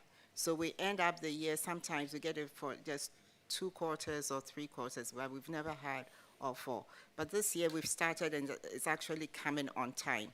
So we know that by the end of the year, we'll at least have all 4 quarters. Okay. Thank you. So it means that change is good, actually. Change is good. When the former Minister of Finance left, a new one came. There has been improvement. So next year there will be change in government also.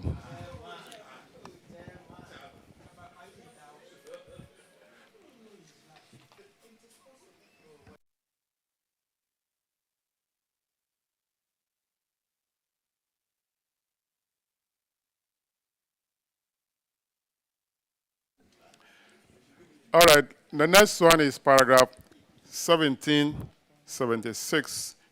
Management issue, overdue debt, 14,000. Auditors have recommended to recover this outstanding debt of 14,000 and provide evidence. Have you recovered the money from the National Theatre? No, from the Ministry of Information. Honorable Chair, we haven't been able to. This debt has been on our books since 2007. And I took it for the board so that they can retire the debt because we couldn't trace how the debt was incurred. But we write to Ministry of Information at least once every year demanding payment. In past years, they've asked for the invoice, but we don't have any record of it in our office. So we're hoping that to take it back to the board. The audit committee has recommended that we take it back to the board and ask them to retire the debt because there is no evidence of how it was incurred. Yeah, so the board should recommend for the debt to be cancelled. I think that's the only way. The amount involved, you might even spend more than that in recovery of the money. So we're recommending that the board should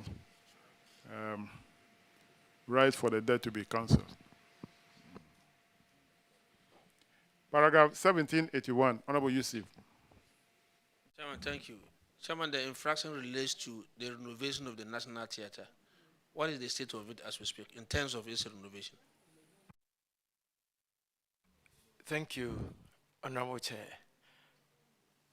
It is good that the parliamentarians are asking this question because originally we wanted to get support from the Chinese government because they built the National Theatre for us, especially to do with technology. It's been so many years, and so some of the technology there are outmoded, and getting them from other countries was also difficult. And so it's been back and forth because they keep changing the ambassador and all of that. So we are still pursuing with the Chinese embassy. But if Ghana government would also help, I think it will be prudent in terms of budget to fix the National Theatre. Minister, you are the deputy minister. Yes, Honorable Chair. And you are saying if you think if Ghana government can help, you should be the one with your ministry proposing to the president, okay, that is what you think should be done. So it's not for us here to tell you how that thing should be done. That's why you've been appointed as a deputy minister to help your minister to get this done. But the truth of the matter is that it's also as a result of lack of maintenance. That is why we've gotten to this level. Do you agree with me? And what maintenance regime have we put in place so that at least what we have wouldn't fall on us? Generally, I think that they've done their bit as National Theatre to maintain the place. If you look at the number of years National Theatre has been in existence, if they hadn't done some work to maintain it, it wouldn't have been the way it is now. It is relatively not as bad as it's been created to the public. But again, if you look at how much they make and how much they will need to maintain the place, that is why I mentioned GOG. I only mentioned Parliament because it will definitely come to you, and sometimes you know how you cut down on our budget when they come. And that is why I said I was happy it was coming from Parliament. Thank you, Honorable Chair. Chairman, I think I have to defer to you, but I think it's a very strategic, if you like, facility that we shouldn't joke with. And so my last comment will be that try and liaise with your minister, send a proposal to government, and let's see how this can be done. But if this is not done within the next 4 months, I can assure you that the NDC administration will fix it. Thank you. Thank you, Honorable Chair. I didn't hear what the chair said earlier on, and this very one too I didn't hear. Thank you. Unfortunately, Ghanaians have heard.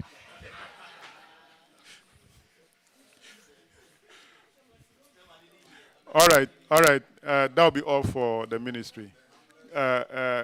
National Theatre of Ghana. We thank you for coming. You are discharged. Thank you. Honorable Minister, that'll be all for you. Thank you, Honorable Chair. We have Ghana Irrigation Development Authority. That's Jida.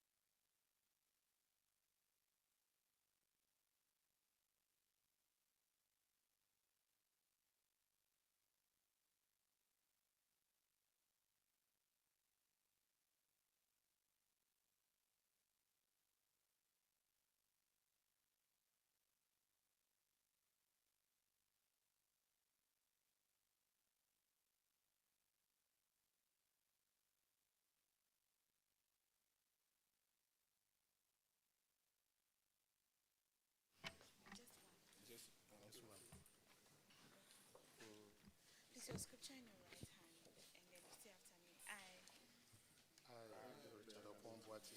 do in the name of the Almighty God swear. Do in the name of the Almighty God swear. That the evidence I shall give before this committee. That the evidence I shall give before this committee. Touching the matter in issue. Touching the matter in issue. Shall be the truth. Shall be the truth. The whole truth. The whole truth. And nothing but the truth. And nothing but the truth. So help me God. So help me God.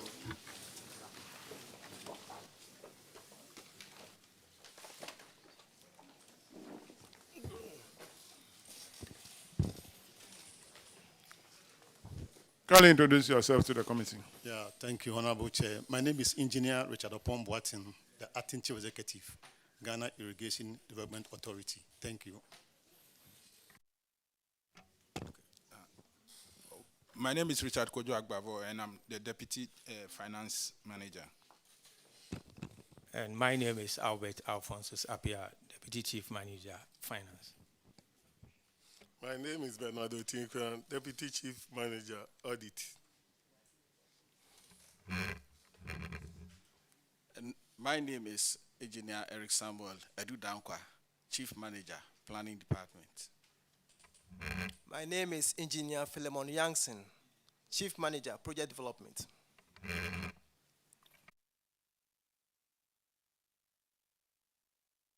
Thank you very much for coming.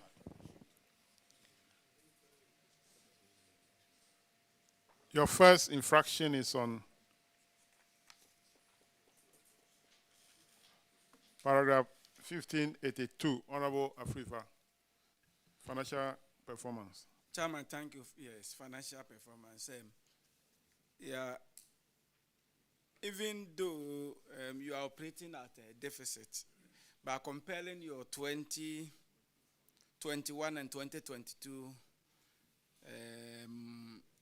your deficit declined by 45.4%, which is a plus. Ghana Irrigation Development Authority, you have traveling and then transport in your account, and it's 1,356,000. Even though when you compare it to last year, it's reduced. What do you do? Why your travel and transport so high? Yeah, Honorable Chair, thank you very much. If you look at our mandate, JIDA is supposed to develop water resources for irrigation.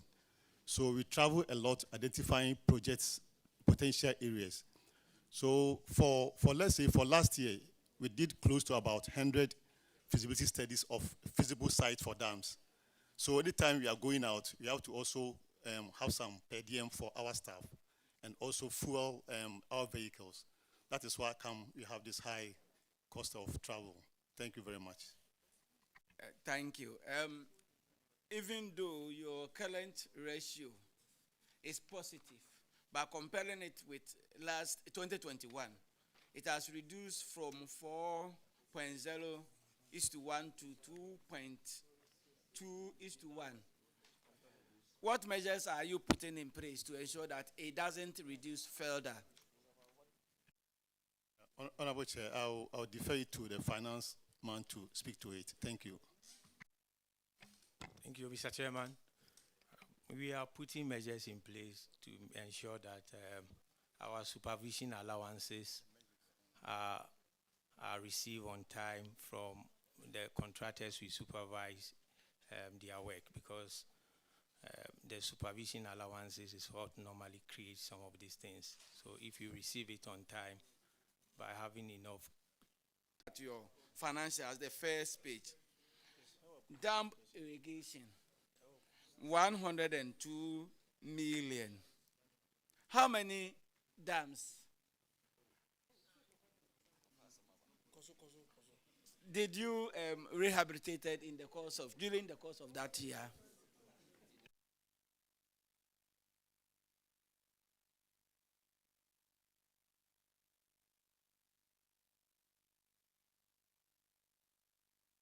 Yeah, Honorable Chair, it's a very important question.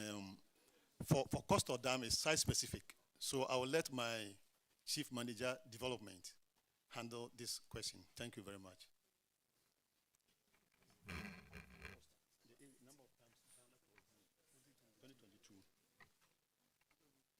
We did about 8 dams. No. 2022. There were 10. About 10 dams. But the dams vary in sizes. So the various sizes then determines the cost of it. Honorable Chair, let me add that from our assessment that we have done so far for the past, let's say, 5 years, the minimum dam that you can construct now is about 5 million Ghana cedis, about 5 million. And the maximum, because if you look at we are not looking at targeting just a small storage dams. Now you can see that we are targeting dams that can withstand even the climate change impact. So the maximum that we did last year was close to about 22 million Ghana cedis per one site, one dam. So it varies, yes. Honorable MP for Solar Tuna Kaba, yes, I think he's a friend that I met when we were in the Upper West. And yes, I'm Engineer Watson. Yes, the Kiapen Mandarin.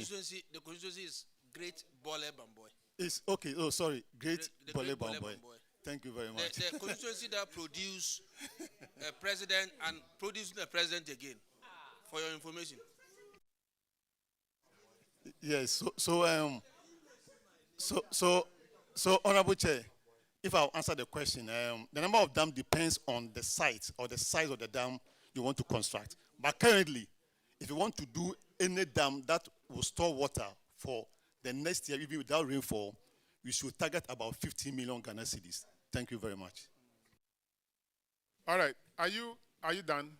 All right, Fifa. You are done. Yeah. Okay. Is Jida in charge of the one district, one village, one dam? Are you the one in charge of one village, one dam? Honorable Chair, we are not in charge, but we give technical support to them. But we were not in charge of the actual administration of the project. So how many villages got dam? Oh, close to about 574. Where? Honorable Chair, I can provide the Are house. they dams or dugout? Yes, some of them are dams, some are dugouts. Okay. Because they vary depending on the site. Yeah. Dugout, 570 dugout. So out of the 570, how many are dugouts? I'm coming. Honorable Chair, dams and dugouts, they are all dams. No, please, let me explain. Let me explain technically. When you say order. Yes. Order. Honorable Chair, let me do the clarification. A dam is just a structure that stores water. Yes. If it's a dugout, it means that you have to dig below the ground level before you can create the storage. Okay. But it's also a dam. Okay. I would say it's a small dam. Okay. And the big dam is the one that you build above the surface of the earth. That is what we call the big dam. Okay. So dugouts, whether dugout or dam, they are all dams. Thank you very much. In fact, that is why when you go to some communities in the north, where a playing ground where why? In your constituency.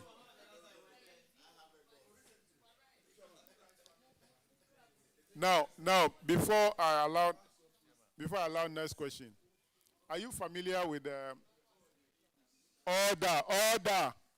Honorable Sophia.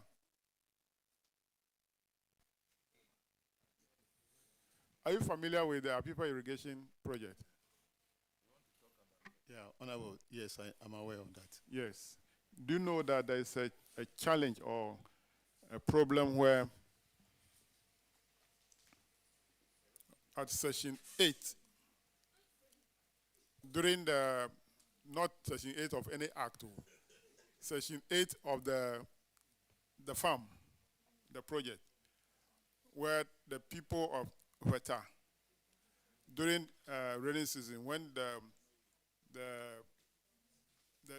road that they use to the farm is always covered by the river, they have to go around to Water Junction, to Avalavi, and then before they come to the farm.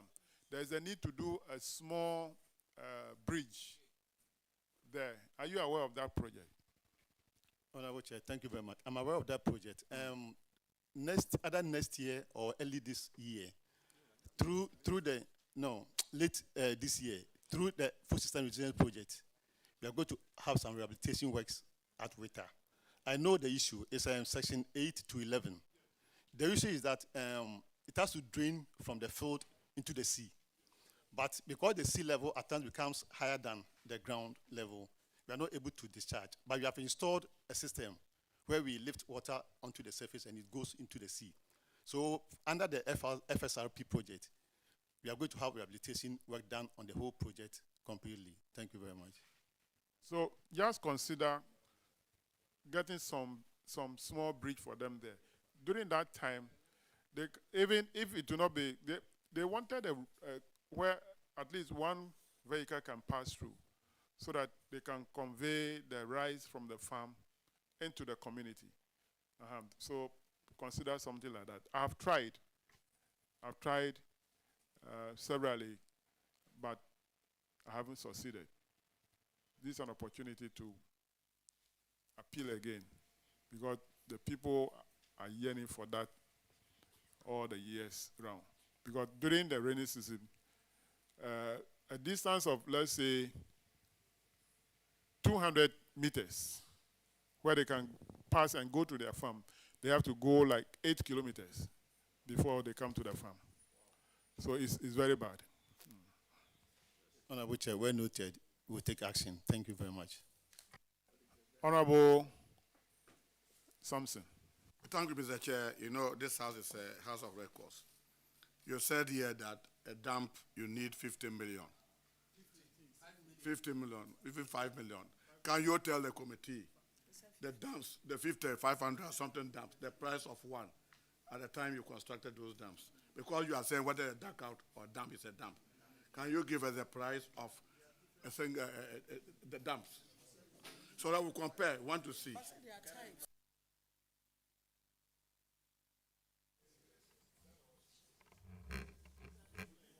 Honorable, around that time, it was around 250,000. Yeah, around that time, yeah. So the dollar at the time was 4 cedis. So let's say that today is 1 million. Are you comparing 1 million dump? No. Is it $258,000? Ghana cedis. Ghana cedis. Yes. So why are you referring to dollar? No. Chairman, we are doing the comparison. No. We won't do that. If at that time it cost 250,000 cedis, how much will it cost now? That is what we are trying to say. Is No. 50 million? No. The information which was provided earlier on, it says that minimum of 5 million and a maximum of 22 million. That is what he said. No 50 million was mentioned. That now, he said the minimum will be 5 million and then the maximum will be 22 million. So does it mean that at the time that those dams were constructed, it was 250,000, but that type of dam will now cost 5 million to do. Is that the case? Honorable, it will be very difficult to determine now. What happened around that time was that the government decided to have the dams across many villages. We only want the cost. That is not the policy. We're talking about the cost. In costing the dams to be very difficult. You will hardly get a precise cost for every particular. They vary. So the cost provided by your boss is not factual. Is that what it's factual? He's giving a range of cost. Yeah, so that is what we are dealing. We are saying that if he said a minimum now will cost 5 million, a maximum 22 million, the one that you talk about that costs 250,000, is it the same type of dam which is now costing 5 million? Yeah, because we are assuming that that's a minimum. Yeah, Honorable Chair, thank you very much. Our dams are for irrigation, multi-purpose, irrigation, livestock, and aquaculture. So normally we put in what you able to do so. Unable to do so. Honorable Chairman, we've been able to do, we've written to controller and we have added the mandate form and we are waiting for the notification from them so that we'll be able to now start lodging money into the account. So that has been established. Honorable Chairman. Auditors, are you aware of this? Honorable Chair, we are aware of it. Okay, that'll be all for IDA. You are discharged. Ghana Red Cross.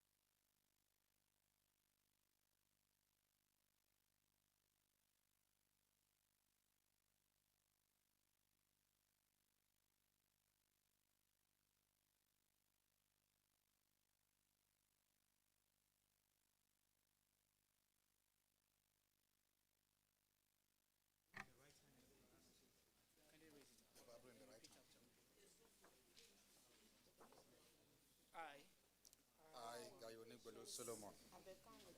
Do in the name of the Almighty God swear. Do in the name of the Almighty God swear. That the evidence I shall give before this committee. That the evidence I shall give before this committee. Touching the matter in issue. Touching the matter in issue. Shall be the truth. Shall be the truth. The whole truth. The whole truth. And nothing but the truth. And nothing but the truth. So help me God. So help me God.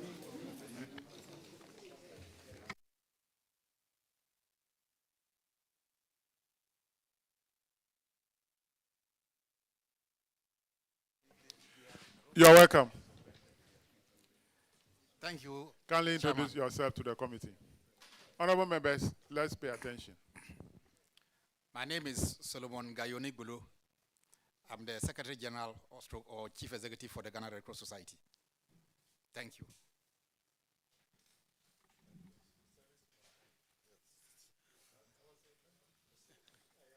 My name is Patience Abekan Otinkrine, Acting Finance and Admin Manager. Charles Tategan, Internal Audit. Mohammed Bedu, Acting Region Manager, Central Region. Thank you very much for coming. Mr. Tatega, you're welcome. Yes, nice to see you too.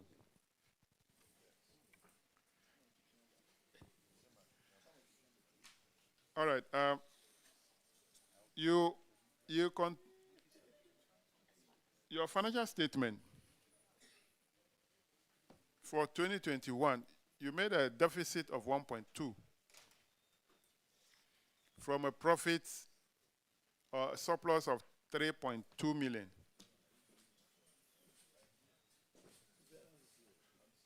Sorry, Honorable Kofi Adams will take it.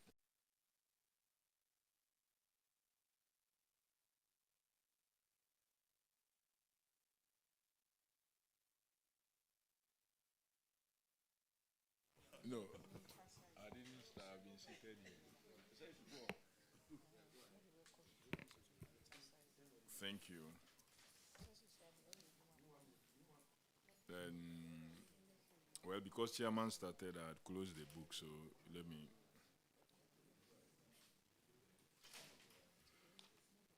Red Cross, and that's 1276.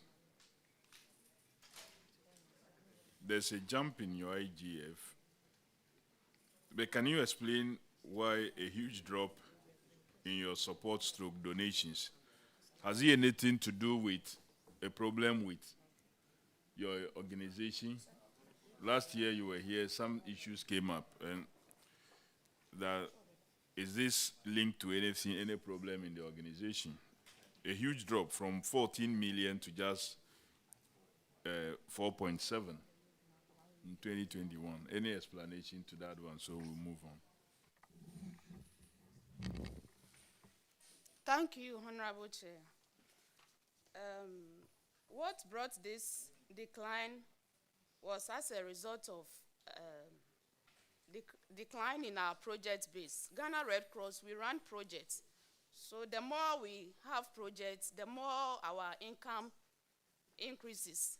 So the lesser the projects, the lesser our funds also decreases. So that brought about the decline. So it is not the decline of funds that resulted in decline in projects, but rather it was decline in projects that affected your funding. Why did you choose to reduce your projects, leading to the decline in donations and funding, if your suggestion is anything to go by? Okay, so thank you, Honorable Chair. Our project is mostly donor-driven. So the more we get support from donors, the more funds we get to run our activities. Thank you, Honorable Chair. So I'm asking what happened in this particular year that your donor support dropped drastically. That's all that I'm trying to ask. And you told, your answer was that it's project driven, and that if you are not doing projects, you don't get. So that was why I wanted to find out whether it was a personal decision not to do projects, or because your funding sources decided not to give you funds for that particular year. That explains this. Thank you, Chair, and then Speaker. At times, you know, Red Cross moves on the kind of goodwill you have. You made a point that, is it because of certain things that affected us? Yes, it could be that people are waiting to see how best we'll organize our place to enable them put in more, hence the drop. But I can assure you more efforts are being put in to haul in more partners to make the place very viable. So this platform is one such platform that you should use to tell your story, for people to know that you have taken a new turn and won't go back to what happened. The necessary mechanisms are being put in place to haul in more partners. Thank you. Now let's go to the expenditure component. What is operating expenses and program expenses? Thank you, Honorable Chair. Operating expenses comprises of our expenditure with respect to production of first aid kits. And then also we run a sustainability project that has to do with feeding the various dams that we have, the boreholes we have in the various communities, feeding them with credit. So that resulted in the operating expenses. So the expenses that we made out of that, that is what we term as operating expenses. Thank you. And the program? The program basically runs into different projects that we run, the expenditure that goes with each project. That is what we term as the program expenses. Thank you. Well, your financial ratio is still not bad, even though it's dropped slightly from 3.41 to 1.91. And according to the auditors, you would have capacity to meet your short-term financial obligations. And so, Mr. Chairman, I would leave it at that for other issues to be asked. Thank you. Thank you very much. The next infraction is on paragraph 1285, and Deputy Ranking will take that. Thank you. It's still on management issues and has to do with non-payment of compensations. So the auditors realize that you have failed to pay some compensations totaling 73,500 that under the Sustainable Water Sanitation and Hygiene Project, the WASH, your outfit was supposed to compensate landowners within communities where the water system projects were cited. You indicated to the auditors that you are taking steps to pay this compensation, and even said that your international federation has made some funds available to enable you to offset the compensation payments for the selected project locations within the Eastern region. Can you confirm to this committee if you have paid the compensations to the individuals affected? Thank you very much, Chair. Please kindly allow me to give a small brief on the project. The project was actually to produce or to provide potable water for these communities in the Eastern region and also some parts of Ashanti region. And in drilling the boreholes, we needed a piece of land, and we actually wanted lands that probably were owned by government, but unfortunately we did not. So we had to rely on individual lands. So we took just a 4 by 4 meter square of those lands. Initially, it was not part of the budget to give them that compensation. But what we realized in the running of the project was that there was the fear that the lands on which these water points were seated could one day see that the water points were on their lands. And in order to get that out and make sure that the water points belong to the community, we agreed that we're going to give them some compensation. At that point, we had gotten to what we call the consolidating point of the project. And there was no allocation for that. So what we did was that we had to find a way of raising some money to be able to compensate these people. So what we have done now is we have entered into an MOU with an organization called Fontes from Switzerland. And we have been able to put this budget now into the MOU that has been signed. And any moment from now, the money will be made available. And once the money hits our accounts, we will go and pay the compensations. Thank you.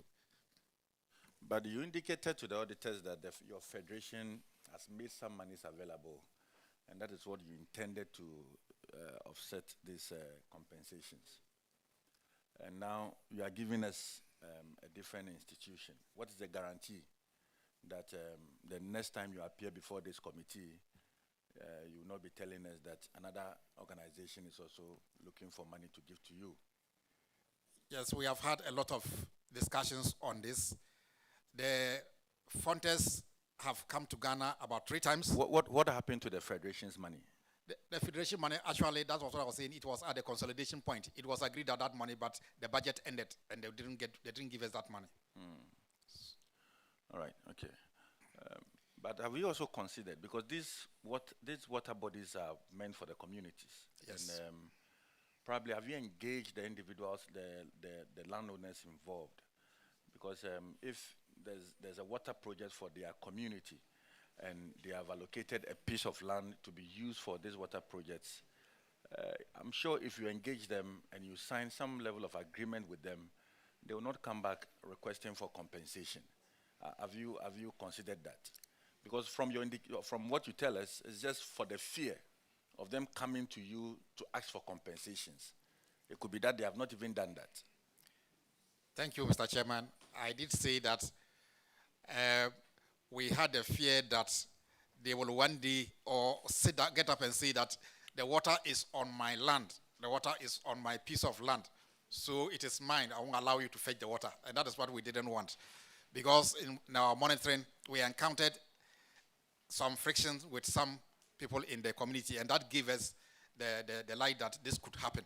So we needed to really clear this and make sure that we compensated those people for the piece of land. Okay, please, as soon as you get the money, do as you proposed, so that these issues are not flagged in the report. Because 73,000 is really not that much for you to be appearing before this committee. We assure you, sir. All right, the next infraction is on paragraph 1292. Honorable Yusuf, please. Chairman, thank you. Chairman, the infraction is that an amount of 122,904 was deducted in respect of tier 2 pension, and that was supposed to be deposited into or given to a pension fund manager. That was not done, and the auditors asked that you should do it. Have you now done it? Has that been done? Thank you, Honorable Chair. We have paid an amount of 73,607.30 Ghana cedis. And then the receipt and everything has been shown to the auditors. There is an outstanding of 49,296.70. And then management is planning to pay that by the end of December 2024. Thank you. Auditors, can you confirm this? Honorable Chair, confirmed. So try and pay the rest of it as scheduled, because these are people's benefits. Chairman, Yes, I defer to you. All right, thank you. The next infraction is on paragraph 1297. Honorable A.J. Boating. Thank you, Chairman. This has to do with unapproved software. And the issue is that you procured Sage accounting software to use in recording transactions and preparation of financial reports. You were required under the law to have obtained prior approval from the Auditor General. This you did not do. So the auditors flagged this issue. Your excuse was that the money was coming from a donor, but they still insisted that you had to go through the approval process. Have you been able to do that? Have you sought the approval of the audit service? Honorable Chairman, yes, we have done that. Auditors, can you confirm that for us? Honorable Chair, the approval has been given. Chairman, that will be all.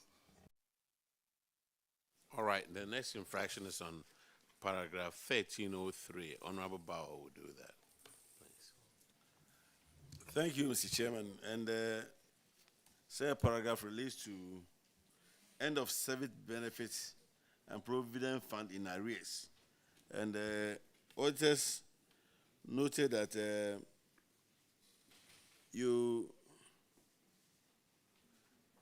deducted service benefits and then provident fund contributions totaling 86,325 from the salaries of your employees, but did not pay same to an independent fund manager. And auditors are saying that the situation was attributed to lack of funds to make the payments as they fall due. And the recommendation is that you should pay the outstanding end of service and provident fund contributions to an approved fund manager and present the evidence of payment for audit verification. Have you done that? Yes, Mr. Chairman. Payments have been made and evidence has been shown to the auditors for their certification. Thank you. Auditors, can you confirm? Honorable Chair, the payment has been made. Mr. Chairman, that should be all for me. All right, thank you very much. The next infraction is on paragraph 1309. Honorable Amakwata will do that. Thank you, Honorable Chairman.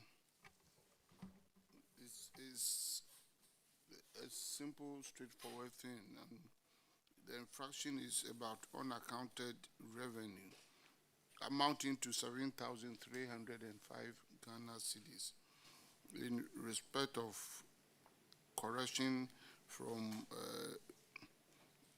renewals and registration. And it took place at Cape Coast office.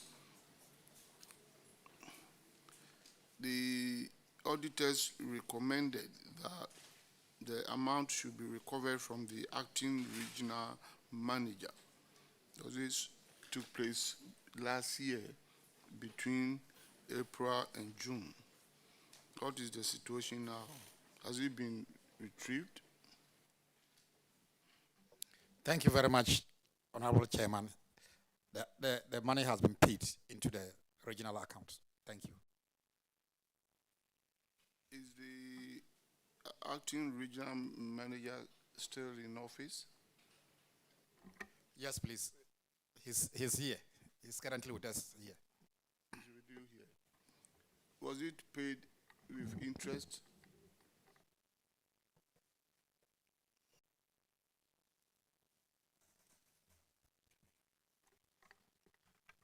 Honorable Chair, it wasn't paid in interest. Actually, he used the money to do some renovations on a hostel for a group of people who are coming to take the hostel. So after doing so, he just paid in back. So it isn't something that they kept for long. The law requires that if you collect a revenue, it should be paid into the government account. And without authority, how did he use the money on his own? With what authority in the first place?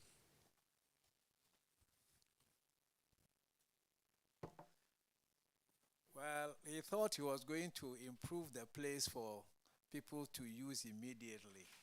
That's a little bit last. And he's a volunteer, so just bear with him. It will not happen again. Mr. Chairman, thank you. Once the money has been paid back, let's take it. I do not want to go further. All right, thank you very much.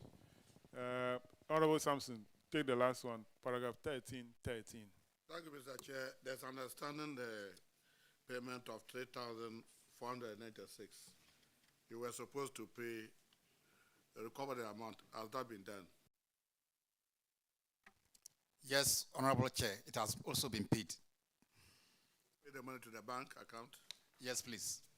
Auditors, can you confirm? Honorable Chair, confirmed. Thank you, Mr. Chair. That'll be all for Ghana Red Cross Society. You are discharged. Thank you, sir. We have Ghana Legal Aid. They will be the last for the day.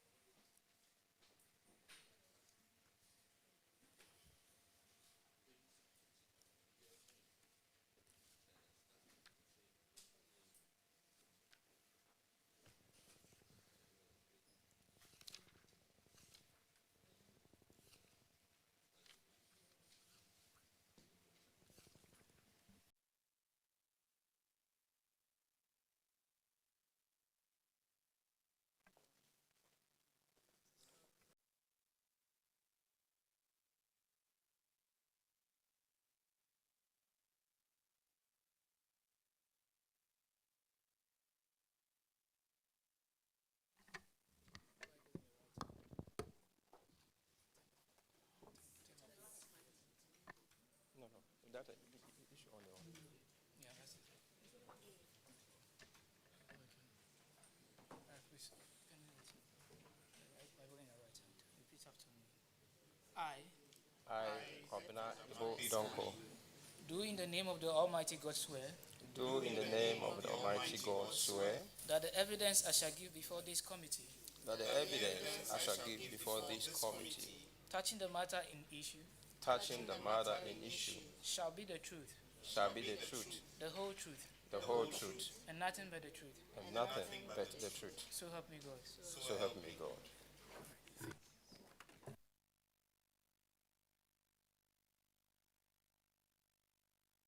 Kindly introduce yourself to the committee. Thank you, Honorable Chair. I am Edmund Amakwe Foley, the Executive Director of the Legal Aid Commission. Thank you, Honorable Chair. I am Kobina Ebo Donko, Acting Regional Director, Legal Aid Commission, Western Region. Thank you, Honorable Chair. My name is Bertha Joesa, Head of MAU Unit and the Interim Officer in Charge for Administration. Thank you. Thank you, Honorable Chair. I'm Godwin Poble, Regional Head for Voter and Uti. Thank you, Honorable Chair. My name is Sarah Aban, Head of Finance, Legal Aid Commission. Thank you very much. You have two issues in the report. The first one happened in the Western region. Revenue not accounted for, 8,647. Has the amount been accounted for? Thank you, Honorable Chair. The amount has been accounted for. It's been paid into our IGF account. Thank you, Honorable. Auditors, can you confirm? Honorable Chair, the amount has been accounted for. Thank you. Your second issue is delay in projects in the Volta region. You have awarded contracts to the Fiat Development Company Limited for construction of the Commission's office accommodation in Ho. Now, the contract was revised later.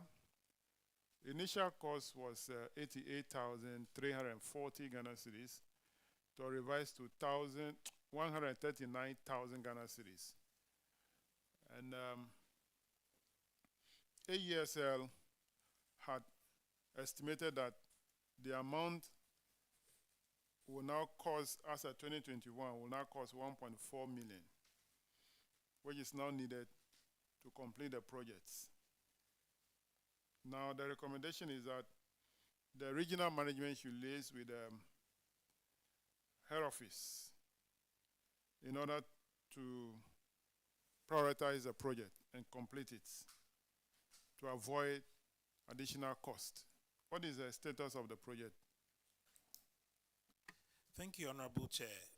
We were advised in the course of this revision to redesign the office complex, and we were to receive the plan, the redesign. We have now received that plan, and so it is a priority for the Commission's management to ensure that we get the project completed. Thank you, Honorable Chair. So you are now going to start the procurement process, or you need to get the allocation in your budget approved before you start the procurement process? Yes, Honorable Chair, we would have to, of course, get it into our budget, and then we begin work immediately once we have the approvals. So if I understand, it will be part of your 2025 budget. Very well, You made a Honorable provision Chair. for it in the 2025 budget. Very well, Honorable Chair. Thank you very much. All right. Auditors, are you aware of this information? Honorable Chair, we know something has been, but we don't have any documentary evidence to that effect. All right. So whatever evidence you have, in terms of the stage you have reached, kindly furnish the auditors. Very well, Honorable Chair. We will do the needful. Thank All you right. very much. Thank you very much for coming. You are this. Okay. Deputy Ranky, want to ask you some questions. So I know the challenges that you face, especially with lawyers for legal aid. Are you able to tell this committee, in terms of numbers, the current strength that you have, and where they are in the 16 regions? Why are they saturated? I just want to. Thank you very much, Honorable Chair. We have about 207 staff, of which about 54 are lawyers. In terms of the saturation, you're looking at Accra, Kumasi, the Western region, and Eastern region. In the Upper West, for instance, we have only one lawyer, the regional head, who is the only lawyer there. And so definitely a call for more staff is in the right direction. The Commission has 3 divisions, supposed to have the Public Defender Division for criminal cases, the Citizen Advisory for civil cases, and then the ADR Division for alternative dispute resolution. Currently, we have the Public Defender Division, which has only about 27 lawyers. We are yet to have the Citizen Advisory fully operational. And so definitely the support, and I must commend the House for all the efforts it has made to ensure that we have more resources to work.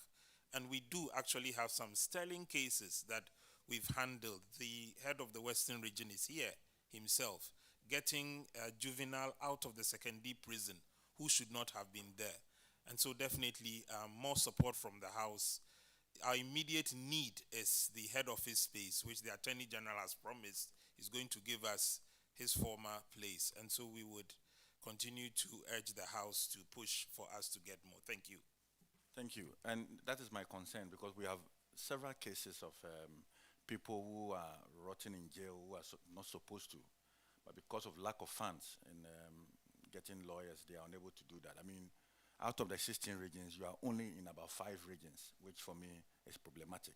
Have you considered the view that just like the national service is done, people who complete Ghana Law School should be made to undergo some legal aid services? I mean, even if it's for 3 months, 6 months before they pass out.